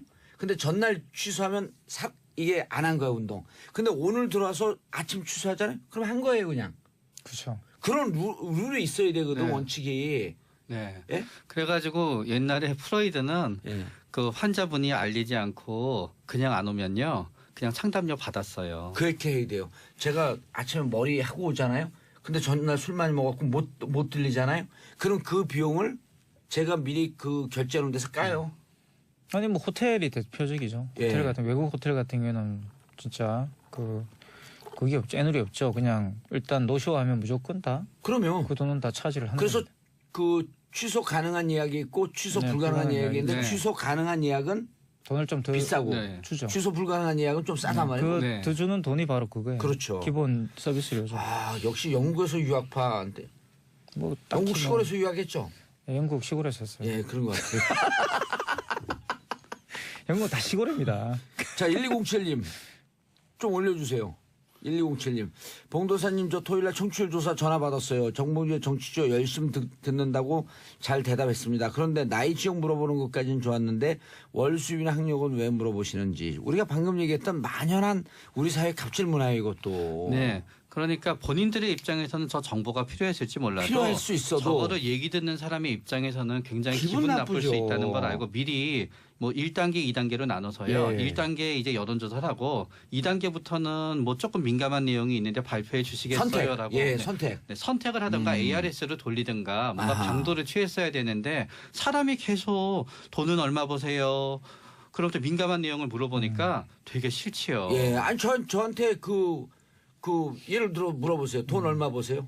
물어보세요. 수입이 얼마십니까? 벌만큼 벌어요. 또 학력. 학력? 예, 뭐 물어보세요, 학력도. 최종 학력은 어디십니까? 배울 만큼 배웠어요.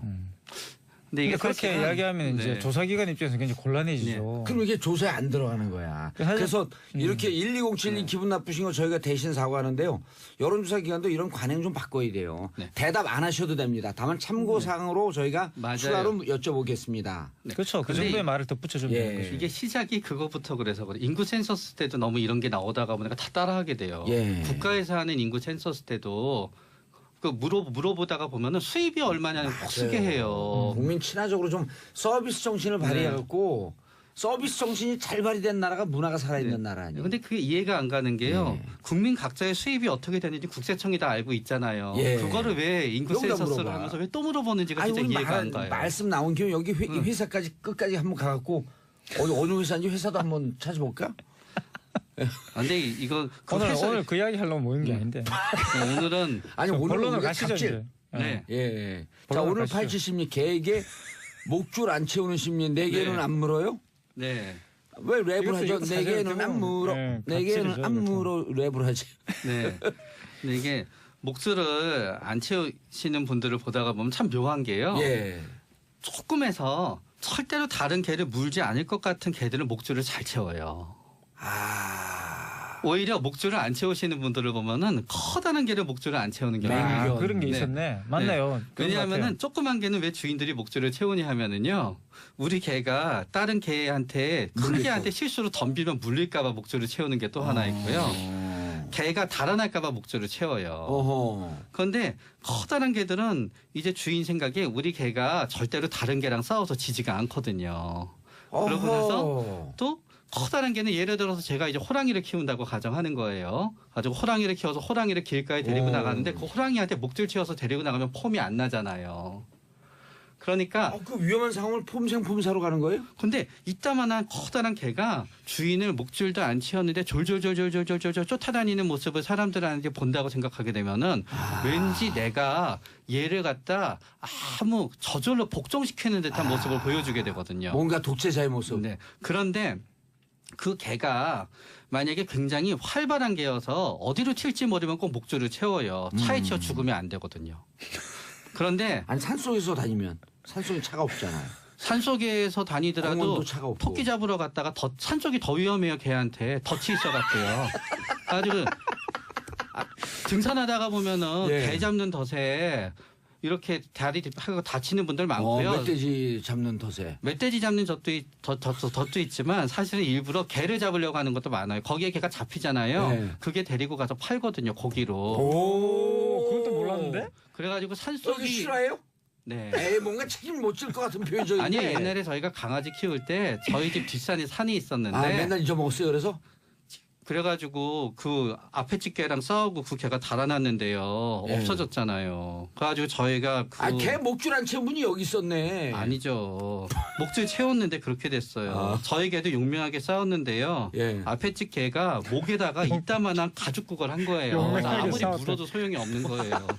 어쨌든 목줄은 그런 심리들이 있는데 그래서 마지막에는 예를 들어서 우리는 강아지가 전부 다 뛰어다니는 거 좋아한다고 생각하지요. 예. 개들도 살찌면 뛰어다니는 걸 싫어해요. 힘들거든요. 어디선가 수습을 하긴 하죠. 네. 그렇기 때문에 이제 목줄을 안 채우는 심리에는 수동적인 거와 능동적인 게 있는데 수동적인 거는 목줄을 채우지 않아도 우리 개가 사고가 나지 않을 것 같다는 뭔가 잃을 게 없다는 생각이 하나 있는 거고 능동적인 거는 뭔가 커다란 개를 갖다 폼나게 복종시키면서 우아하게 인격적인 모습을 보이면서 개를 산책시키고 싶을 때 목줄을 안 채우는 게 있고요. 보통 목줄을 하면 답답하지 않을까 걱정하는 마음도 있으신 분도 있지만 이런 분들은 공원이나 개만 있는 안전한 곳에 가서 그러지 안전하지 않은 곳에서는 별로 안 그러시는 것 같아요. 예.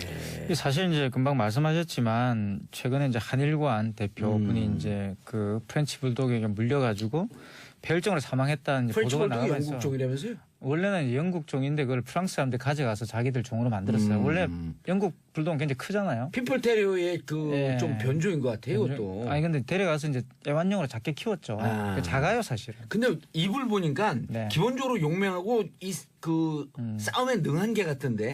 입이 큰 개들 싸움을 잘하거든요. 싸움용으로 만든 건 아니고요. 이제 애완용으로 그냥 불독이 원래 이제 생긴 게 못생겼는데 네. 또 못생긴 걸 좋아하시는 분들이 있으니까 애완용을 키운 거 만드는 겁니다. 근데 이제 그 안에 투견 본성이 있다라는 이제 주장이 있는 거죠. 근데 이제 직접 보시면 되게 귀여워요. 직접 보시면 되게 귀엽고. 귀엽다고 또큰 물어갖고 좀 사고가 났는데. 근데 다시 말씀드리면 이제 걔한테 물려서 돌아가셨다고 하지만 사실은 이제 폐혈증 때문에 돌아가신 거죠. 그러니까 뭐 여러 가지 이제 원인이 겹쳐가지고 돌아가신 것 의사 선생님 같고요. 여기 있어요. 그래서 근데- 이제 제가 드리는 말씀은 요즘 문제는 듣고 왔어요. 그럼 혼자 다 하실 거예요? 강아지를 지금 안락사를 시켜라 말아라 이제 그게 지금 논쟁이 되고 있는데 아. 저는 그거는 뭐 좀 너무 나간 논인 것 같고요. 네. 제 개인적으로는 일단 견주에 해당되는 최시원 씨가 예. 합당한 어떤 그런 책임 있는 행동을 해야 되는데 그렇지 못하고 그런 그 목줄을 관리를 제대로 못 해가지고 그런 사건이 발생했음에도 불구하고 이분들이 이제 별 큰 어떤 변화 없이 과거에 했던 것처럼 행동을 하고 있기 때문에 많은 분들이 분노하고 있다 저는 생각이 들거든요. 왜냐하면 공권을 한국은 일으키고 있다. 예, 너무 많은 이제 이런 변화들이 빨리 일어나죠. 우리나라들은 보시면은 제가 사실 그 어릴 때만 해도 이 강아지는 인간의 친구이기도 했지만 동시에 또 음식 재료였잖아요. 그러니까 많은 분들이 그렇게 생각했잖아요. 시골에서 강아지를 집에서 키운다. 제가 아직도 생생하게 기억나는 게 우리 외삼촌이 미국 갔다 오셔가지고 하시는 말씀이 야 미국 가니까 강아지를 집에서 키우더라. 이런 말 했단 말이에요. 그런 식의 문화적 충격이 있던 시절이 얼마 안 됩니다. 우리나라에서도. 그렇죠. 근데 최근에 와서는 그냥 끈도 없이 그냥 예. 풀어놓고 그냥 키우고. 풀어놓고 키우고 들판에 뭐 동네방네 개들이 돌아다니잖아요. 있고 개한테 물리는 것도 뭐 여사였어. 쉽게 말하면 뭐 저도 개한테 물려본 적이 있는데 예.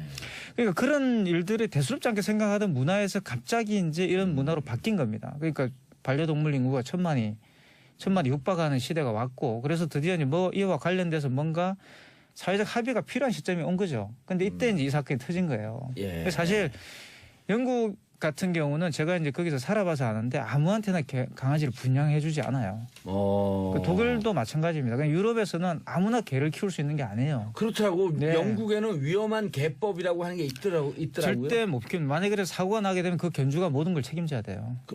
처벌도 엄청나고 네, 14년형까지 똑같습니다. 나온다고. 똑같습니다. 그러니까 애를 키웠는데 아이가 범죄를 저질렀을 때 부모가 그 죄값을 치르는 것과 똑같은 거죠. 그런 거에 대한 인식 변화, 그다음 법 제도적인 변화가 좀 필요할 것 같아요 이제는. 근데 그게 이제 필요한 거죠 지금. 그걸 논의해야 되고 제가 볼 때는 뭐 강아지를 안락사를 시켜라 말아라. 뭐 강아지는 나쁜 놈이다 이게 아니라 강아지는 강아지 나름대로 논리가 있는 거예요.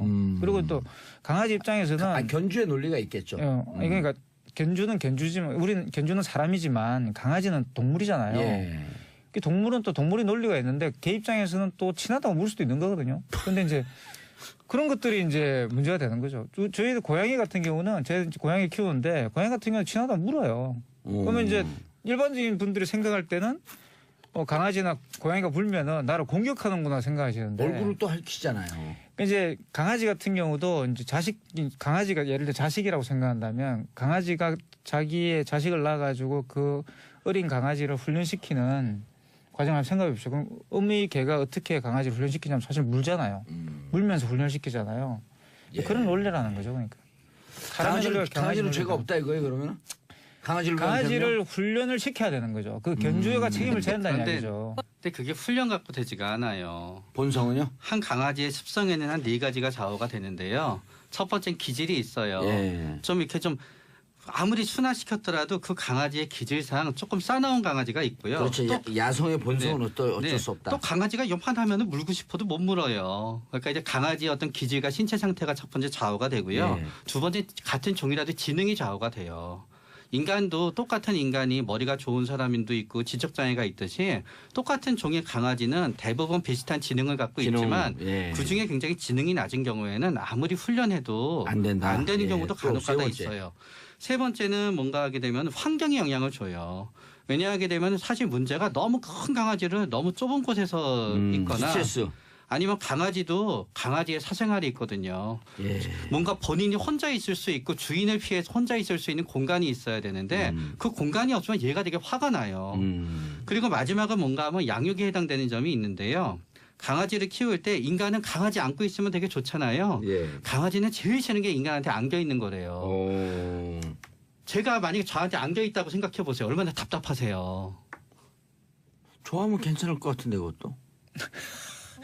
그러니까 아우. 그게 이제 사람의 입장에서 예. 생각하는 거고 그렇기 때문에 강아지나 되게- 고양이는 네. 자기 나름대로의 그런 스트레스를 받는 방식이 근데 있죠. 이제 강아지가 아주 세게 누굴 무는 건 아닌데 집에 있는 손님이 와서 물었다고 가정하는 거예요. 예. 그럼 그거를 보고 굉장히 주인이 정색이 되고 강아지를 치우고 해야 되는데 살짝 강아지가 위협할 때 웃으면서 막 그러는 분들이 있어요. 우리 개는 안 물어요 그러면서. 네, 그러면서 막 웃으면서 또 강아지를 데리고 가서 아우 잠깐 여기 있어 미안해 하면서 오히려 보상을 주는 거예요.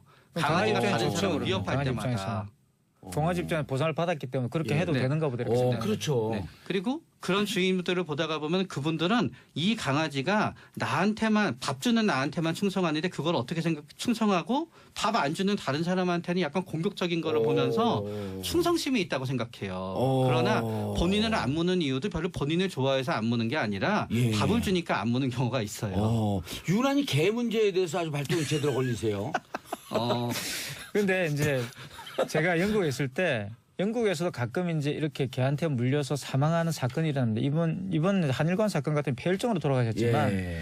제가 있을 때 큰 사건이 났어요. 오. 피플 테리어가 집배원을 우편 배달부를 물어가지고 원래 사망하게 피플 테리어는 만든. 사람을 잘 안 무는데. 네, 안 묻는데 하여튼 그거죠, 바로. 예. 그래서 이제 뉴스에 나와서 대대적으로 보도가 됐는데 그때 대부분의 영국 사회의 반응은 그건 분명히 집배원이 뭔가 잘못했을 것이다라는 쪽이었어요. 그러니까 뭔가 이제 자극되는 행동을 해가지고 예. 문제가 됐을 것이다라는 것이었고 물론 이제 그게 최 원장님이 말씀하신 것처럼 피플 테리어가 훈련을 못 받았다부터 해가지고 여러 가지 이야기들이 있었죠.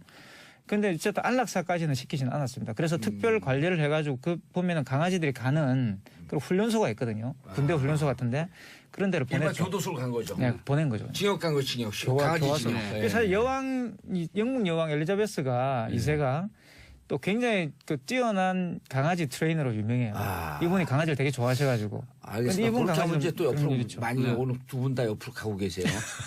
개처럼 네. 개가 이제 개처럼 옆으로 걷고 계세요. 3880님 14년차 집배원입니다. 거의 해마다 개한테 물리지만 동네 인심 때문에 신고 한 번 못했어요. 유유. 그럴 때마다 개 주인들은 우리 개는 사람 안 문다라고 말하겠더군요. 아 일단 답답해. 실제로 물렸는데. 저런 경우는 이제 제가 볼 때 그냥 저게에서는 문제라고 보는 거죠. 아니 근데 우리 이상하게 개는 집배원들 오토바이 타고 다니잖아요. 개들도 사람을 좀 무시하는 것 같은 게 어떤 경우는 다른 사람 왔을 때 멀쩡히 가만히 있다가 집배원들 오토바이 소리만 들으면 이렇게 짖는 개들이 있어요. 오토바이 소리가 근데- 우리가 들어도 자극적이잖아요. 네. 아. 그래서 개들이 저기 카페트로 청소하잖아요. 예. 진공청소기 돌리잖아요. 예. 그렇게 잘 짖어요. 그냥 쭉 빨아버려야 돼요, 그럴 때는. 털을 이렇게 쭉쭉 해갖고. 그래서- 시원하게. 그게 이제 안전거리하고 도주거리라는 용어가 있는데요. 개에 대해서 상당히 연구를 해오셨네요. 도주거리는 뭐 개가 됐든 호랑이가 됐든 사자가 됐든지 간에 자기가 어떤 적이 왔을 때 충분히 도주할 수 있는 거리를 확보하는 게 도주거리예요. 예. 그러니까 도주거리가 확보되어 있다. 한마디로 해서 밀폐되지 않은 공간에서는 개들이 잘 안 물 수가 있어요. 사람이 아주 달아나면 되니까. 그러나 엘리베이터 같은 데 위험한 거지요. 도주거리가 없어요. 개 입장에서. 그래서 무는 거예요? 그러니까 더 위험한 공간이 된다는 거죠. 엘리베이터는. 그런 다음에 안전거리는 뭔가 하게 되면은 개가 여기까지는 괜찮은데 이 이상 다가오면은 본인이 위험하다고 느끼는 게 안전거리예요. 그래서 물 수 있다. 그렇기 때문에 엘리베이터 같은 폐쇄된 공간은 안전거리도 없고 도주거리도 없으니까 주인이 잘 관리하고 있어야 된다. 최악의 공간이 되는 거예요. 그런데 그래서 그럴 땐 주인이 딱 데리고 있든지 끈을 단단하게 갖고 있든지 이렇게 해야 된다는 거 아니에요? 아니요. 제일 좋은 건요. 우리 개가 만에 하나 다른 사람을 물 수 있다고 생각이 되면은 예. 아무도 없을 때 엘리베이터를 타고 내려가는 이게 예의가 되는 거예요. 근데 예를 들어 11층에서 탔는데 아무도 없어요. 근데 4층에 누가 타? 그럼 타지 마세요, 그래? 그럴 때는 예. 개를 안 뜬지 그렇죠. 제가 그걸 묻는 거예요. 아니면은 진짜 죄송합니다 하고 우리 개가 좀 위험해서 그런데 제가 내릴 테니까 비켜져 있으세요 한 다음에 상대방이 비켜서 탄 다음에 그 다음에 기다렸다가 타고 내려가면 돼요. 저런 스트레스 받고 어떻게 키우죠, 개를? 그러니까 그 전에 고양이 그 개를 키우나? 강아지를 훈련을 시켜야 되는 거죠. 그러니까 모든 강아지는 사실 물 가능성이 있어요. 예. 그리고 이제 강아지는 그냥 귀엽고 이런 반려동물이기 때문에 나에게 행복을 주는 것뿐만 그건 아니죠. 것이 아니고 네. 강아지에 대해서 개에 대해서 책임을 책임질 져야 수 없으면 반려동물로 키우지 마라. 그렇게 하라는 거죠. 그러니까 왜 책임을 질 수 없으면서 예. 내 강아지는 안 묻니다라고 이야기한다는 것은 정말 무책임한 위험한 행동입니다. 개법이 있는 연구에서 공부한 이태광 교수의 이 지적이에요. 이게 멋진 지적질. 네. 그러나 그렇죠. 예. 그래서 저는 이렇게 생각해요. 내가 키울 수 있는 개를 키우는 게 제일 중요해요. 왜냐하면 내가 키울 수 없이 커다란 게 내가 키울 수 없이 컨트롤할 수 없는 개를 욕심내지 말고요. 나를 사랑해주고 내가 사랑하는 거를 해주면 되고요. 그런데 또 예. 문제는 또 뭔가 하게 되면은 아까 엘리베이터 얘기하셨지만 비슷하게 막상 또 되게 산책도 좋아하고 자유롭기를 좋아하는 개들의 입장에서는 그 주인의 입장에서는 나름대로 그 개가 안전한 개임에도 불구하고 또 마음껏 뛰어놀 것이 없는 것도 또 역설적으로 사실이에요. 아니 이 서정희님 읽어드려야 될 것 같아요. 서정희님 방송 들으면서 불쾌한 사람이 저밖에 없나요? 운전하다가 왔다 갔다 차 세웠네요. 큰 개를 다루고 다니는 사람이 정복력이 있다니요. 세 분 중에 현재 개 키우는 분은 없는 것 같네요. 개 키우는 사람들 사이에서 가장 불쾌하고 문제시되는 게 자기 개는 작다고 목줄 안 하고 다니는 사람들입니다. 이게 최명기 원장님 설명을 좀 해줘야 될 것 네, 같은데. 이거는 일단 뭐 아까 최명기 원장님 설명에 짧게 시간이 없어요. 짧게 딱 끝났어요. 제가 예. 정복력이 있다고 하진 않았고요. 예. 큰 개가 줄이 없는데도 보고 나한테 복종하는 거는 주인한테 굉장히 커다란 자부심과 긍지를 준다는 거죠. 그 큰 게 특별히 개목 그 목걸이 하고 다녀라 그런 얘기죠. 알겠습니다. 자, 최명기 원장, 이태강 교수님 인사하시고요. 네, 감사합니다. 예, 정봉준 청취자 오늘 마치고요. 저는 내일 10시 5분에 다시 돌아오겠습니다. 평화를 바라는 대한민국 국민 여러분 감사합니다. 땡큐 피스 코리아. 그냥 상상력이 그 수준이에요. 저렴한 사람들. 그렇군요. 어쨌건 예. 이 80위원회라는 걸 만들었는데 80년을 뜻하고 또 보니까 익숙하거든. 803. 803에 그렇죠. 대한민국에서 제일 큰 부처님 상이 있잖아요. 아 그래요? 예. 가보질 않아가지고 잘 모르겠습니다. 그럼 히말라야 산이 가보지 않으면 없어요? 아니요, 뭐 있겠지만 뭐 어쨌건 큰 불상이 있는지는 잘 모르죠. 생일날 오늘 좀 버벅거리시네. 아 힘드네요, 진짜. 이 프로그램이 제일 힘들어요. 네. 자, 조직적 은폐 시도. 네, 그렇습니다. 그러니까 이런 거예요. 그러니까 80위원회라는 걸 만들어서 육군본부에 네. 여러 가지 자료를 요청을 했는데 요거를 왜곡했을 가능성이 있다는 거죠. 예. 대표적으로 군인들의 체험 수기라는 게 있는데 예. 요게 85년하고 88년에 작성이 됐대요. 근데 이 체험 수기에 한 공수부대 요원이 그 폭도들을 200에서 300m 거리에서 그 지면 사격과 공포 사격으로 쫓아보냈다. 이런 대목을 쓴 게 있었는데 여기서 지면 사격이란 단어가 수정액으로 지워진 흔적이 있답니다. 오. 왜냐하면 공포탄을 지면으로 쏘면은 예. 탄환이 튈 수가 있잖아요. 탄환은 없지만 예. 어쨌거나 뭐 이렇게 실탄 같은 경우에는 튈 수가 있잖아요. 네, 어쨌든 그런 내용들이 좀 들어가 있고 조준 사격으로 오해받을 수 있겠다. 혹은 조준 사격의 느낌이 있으니 지워버렸다. 네, 그 수정액으로 삭제된 흔적이 있다고 하고요. 그리고 5월 21일 집단 발포가 이루어졌을 때 무릎사 자세로 집단 사격했다. 뭐 이런 수기 내용이 있었어요. 조준 사격이네요. 그럼. 조준 사격이죠. 무릎사 자세는. 네, 이런 충격적 내용도 포함되어 있었는데 이게 88년 발간된 체험 수기와는 차이가 있는 내용이다. 예. 네, 한마디로 이렇게 80위원회라는 곳에서 은폐를 했을 그 가능성이 있다. 이런 내용입니다. 알겠습니다. 다음 추명호 최순실 보도 이틀 뒤 국정원 자료를 폐기했다. 네. 얼마 전에 증거인멸 우려가 없다면서 구속영장이 기각이 됐었죠. 네. 네, 이 추명호 오민석 부장판사. 네. 이 추명호 국정원 국장이라는 사람은 그 국정원 직원인데 우병우 전 민정수석에게 비선보고를 했다는. 비선보고를 네. 했다라고 하는 걸 인정을 했고. 그렇죠. 최순실 관련 보고했는지는 그때 당시 보도가 나올 시점에는 확인이 되지 않았다. 네, 그렇습니다. 아하. 근데 증거인멸 우려가 없다면서 구속영장을 기각을 했는데 네. 이 보도가 사실이라면 추명호 국장은 이미 증거인멸을 했다는 거죠. 했죠. 네. 그럼 추명호 국장에 대해서는 영장 재청구가 들어가야 할 것이고 네. 이상하게 오민석 부장판사를 제가 기억하기 시작했어요. 아, 그래요? 예. 몇 가지 뭐 다른 사례가 있었나요? 아니요. 이렇게 이제 보도 자꾸만 논란이 되면 제가 이름을 기억하거든요. 네, 그렇군요. 예, 그래서 제가 한번 머리가 나빠갖고 한번 기억한 것은 많이는 기억 못하는데 한번 기억하면 평생 기억합니다. 아, 그래요. 네. 예. 제 이름은 기억 못 해주시길. 아, 못했어. 계속 보고 있잖아. 정상근. 예. 네. 오늘도 상근하시나요? 아, 예. 아, 힘들어. 네, 그렇습니다. 예. 어쨌거나 이 추명호 국장은 게다가 또 최순실하고 계속 무관하다 이렇게 주장을 했는데 그 JTBC가 태블릿 PC를 보도한 이후에 10월 24일. 네, 이틀 뒤에 이 자료들을 삭제를 했다는 거예요. 네. 또 게다가 여기에는 국정원 감찰실장의 승인도 받았다라고 하는데 그렇다면 국정원의 조직적 은폐도 의심이 좀 되는 상황이기도 하고요. 예. 지난해 희망적인 말에 내용이었던 걸로 기억을 아니죠. 하는데. 지난해 말에 막 국정원 그 최순실 게이트 네. 국정농단이 퍼지고 있을 때 그러니까 올해 말하면서 사실은 내년도 2017년까지 같이 포괄하는 걸 뽑은 거죠. 기억나세요? 잘 기억은 안 나는데. 이럴 때 하는 얘기예요. 올해의 상황을 두고 천라지망 하늘의 망과 그물과 땅의 그물은 네. 성기성기 있는 것 같지만 너무나 크고 넓어서 숨을 곳이 없다. 아, 도망갈 곳이 없다. 네. 예, 이분들한테 한마디 해줘야 돼요. 우리가 세금 내서 만든 국정원이 엄청나게 어려운 말이네요. KBS가 천라 지망 네. 망이잖아요. 망 네. 하늘에 뭐 그물 땅에 망 이런 건데 이분들에게 우리가 내서 만든 국정원 그렇죠. 우리가 내서 만든 KBS 수신료로 운영이 되니까요. 그러면 그런 게 당신들 그렇게 장난치는데 이 장난감으로 보였냐? 이렇게 얘기해 줘야 돼요. 그렇습니다. 숨을 곳이 없다. 네. 용서할 수 없다. 이거는 적폐청산이 아니라 범죄자들 잡아들이는 거예요. 아, 그렇죠. 예. 이게 뭐랄까 하여튼 전직 대통령에 대한 마타도어를 이렇게 그럼요. 언론, 국정원, 검찰이 결탁을 해서 예. 했다는 걸로도 해석을 할 수가 있으니까. 정말 화가 나서 방송 진행을 못했어 이런 거 보면은. 네, 잘 하시는데요. 예. 아, 지금 열이 받아갖고 네. 이걸 지금 들으라 그러면 번쩍 들을 것 같아요. 아. 근데 이제 제가 인격이 네.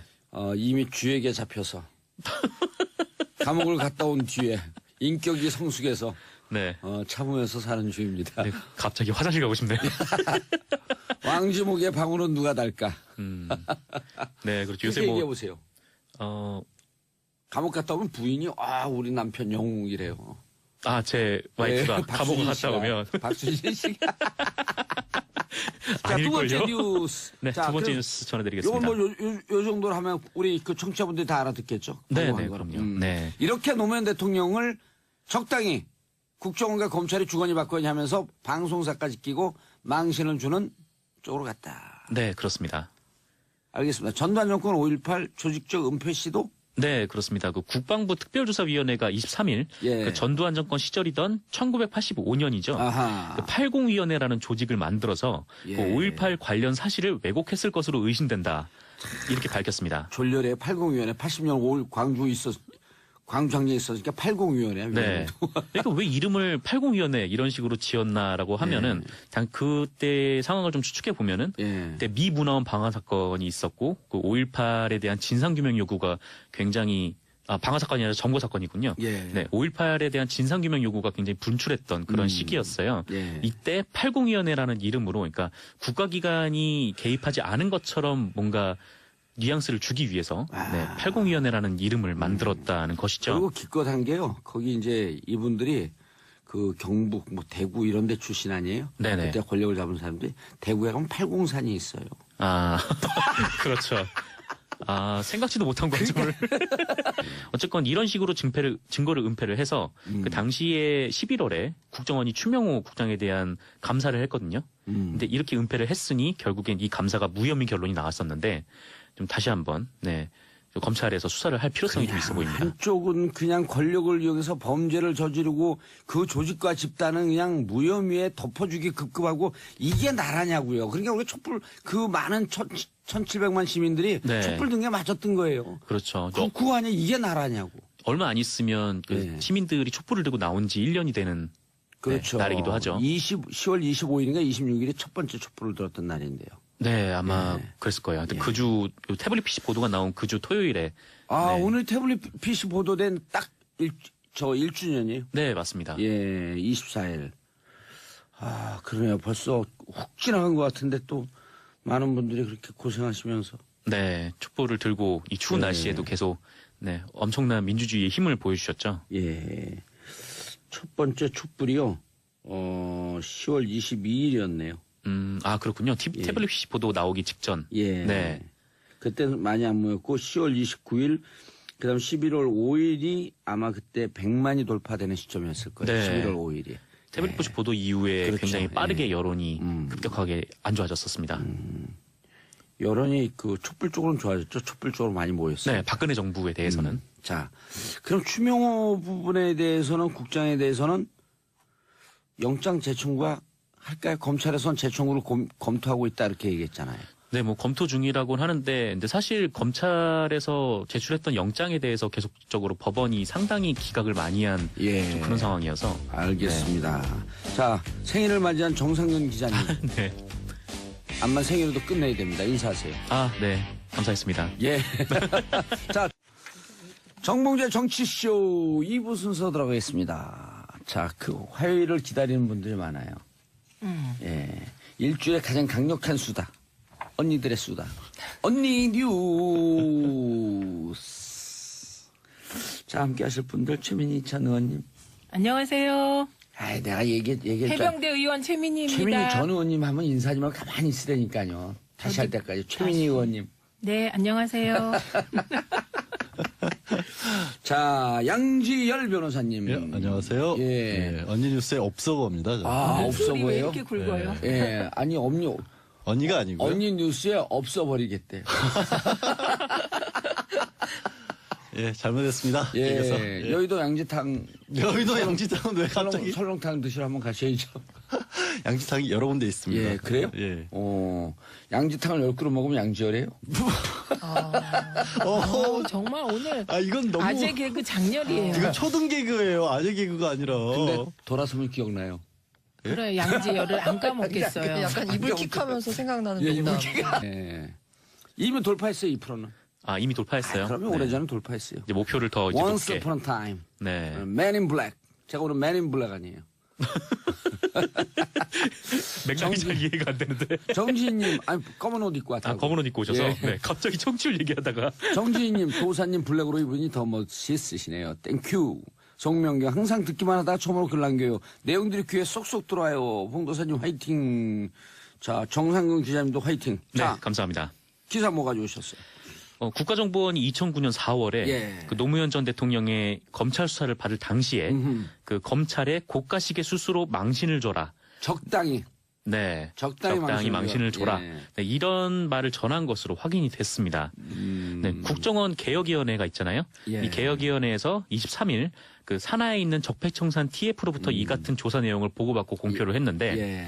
그 2009년 4월 21일에 그 당시 원세훈 국정원장의 측근인 한 국정원 간부가 예. 그 이인규 전 대검찰청 중수부장을 만나서 예. 그 노무현 전 대통령을 불구속 수사를 하는 게 좋겠다. 네, 이런 얘기를 하면서 이 고가식의 얘기를 했다고 합니다.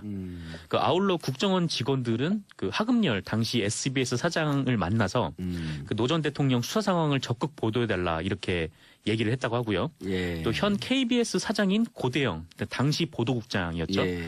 고대영 당시 보도국장에게는 200만 원을 건네면서 국정원에 불리한 보도를 하지 말아달라 이렇게 예. 청탁을 했다고 합니다. 국정원에 불리한 보도를 하지 말아달라. 네. 200만 원 주고. 그때 200만 원 지금 그 느낌으로 하게 되면 한 4,500만 원 느낌이죠. 뭐 그렇게 큰 차이는 안 나는 것 같은데. 아니죠. 2009년인데요. 그렇죠. 8년 전이요. 8년 전이긴 하지만 그럼요. 10년인데요. 뭐 그렇게 임금 상승 폭이 크지 않기 때문에 사실 사람들이 받아들이기에는 물가 인상만 1년에 한 3%에서 5%쯤 잡아도 네. 40% 아니에요. 뭐 어쨌건 그런데 제 생각으로는 이 KBS 당시 보도국장이 만약에 200만 원을 받았다라고 하면은 예. 좀 너무 그 뭐랄까 하여튼 KBS 보도국장이라는 지위치고는 적은 돈에 이렇게 쉽게 움직인 거 아닌가라는 생각도 좀 들고요. 아니죠. 사람은 캐릭터죠. 소액 매수가 가능한 사람. 아, 네. 네. 그렇게 되면 뭐 어쨌건 그럼요. 그릇을 볼 수 소행- 있는 기회이기도 하고. 종기 그릇. 네. 간장 종기. 네, 어쨌건 그렇습니다. 그 다만 예. 그 하금열 SBS 사장하고 예. 고대영 KBS 사장 측은 네, 이 사실을 부인을 하긴 했어요. 예. 근데 여기서 관심은 좀 가져야 되는 게 그 고가의 시계라고 하면은 그 논두렁의 시계를 버렸다 뭐 이런 얘기가 있었잖아요. 그렇죠. 당시에. 받아갖고 수사가 조여 들어오기 시작하니까 논두렁에 시계를 버렸다. 권양순 여사가. 권양순 여사께서 이렇게 버렸다고 했는데 여사께서. 그런 표현과 관련해서는 이게 국정원 발인지 아니면 검찰 발인지는 확인을 못했다라고 합니다. 예. 그래서 우리가 방송을 하지만요. 지난해 말 네, 교수들이 뽑은 올해의 그 사자성어, 네, 고사성어. 뭔지 기억나세요? 지난해 말이요. 예. 되게 이 시대의 양심, 마성의 중독성, 대체 불가. 정봉주 정치쇼 정봉주입니다. 제가 이 시대의 양심한 게 어제 제 팬이 보내준 문자입니다. 정의의 화신 이 시대의 양심 정봉주 의원께. 감사합니다. 지금 이 시각 여러분이 가장 많이 찾아본 실시간 검색어 권성동. 자, 국회의원 사촌 동생도 강원랜드 인사청탁 의혹.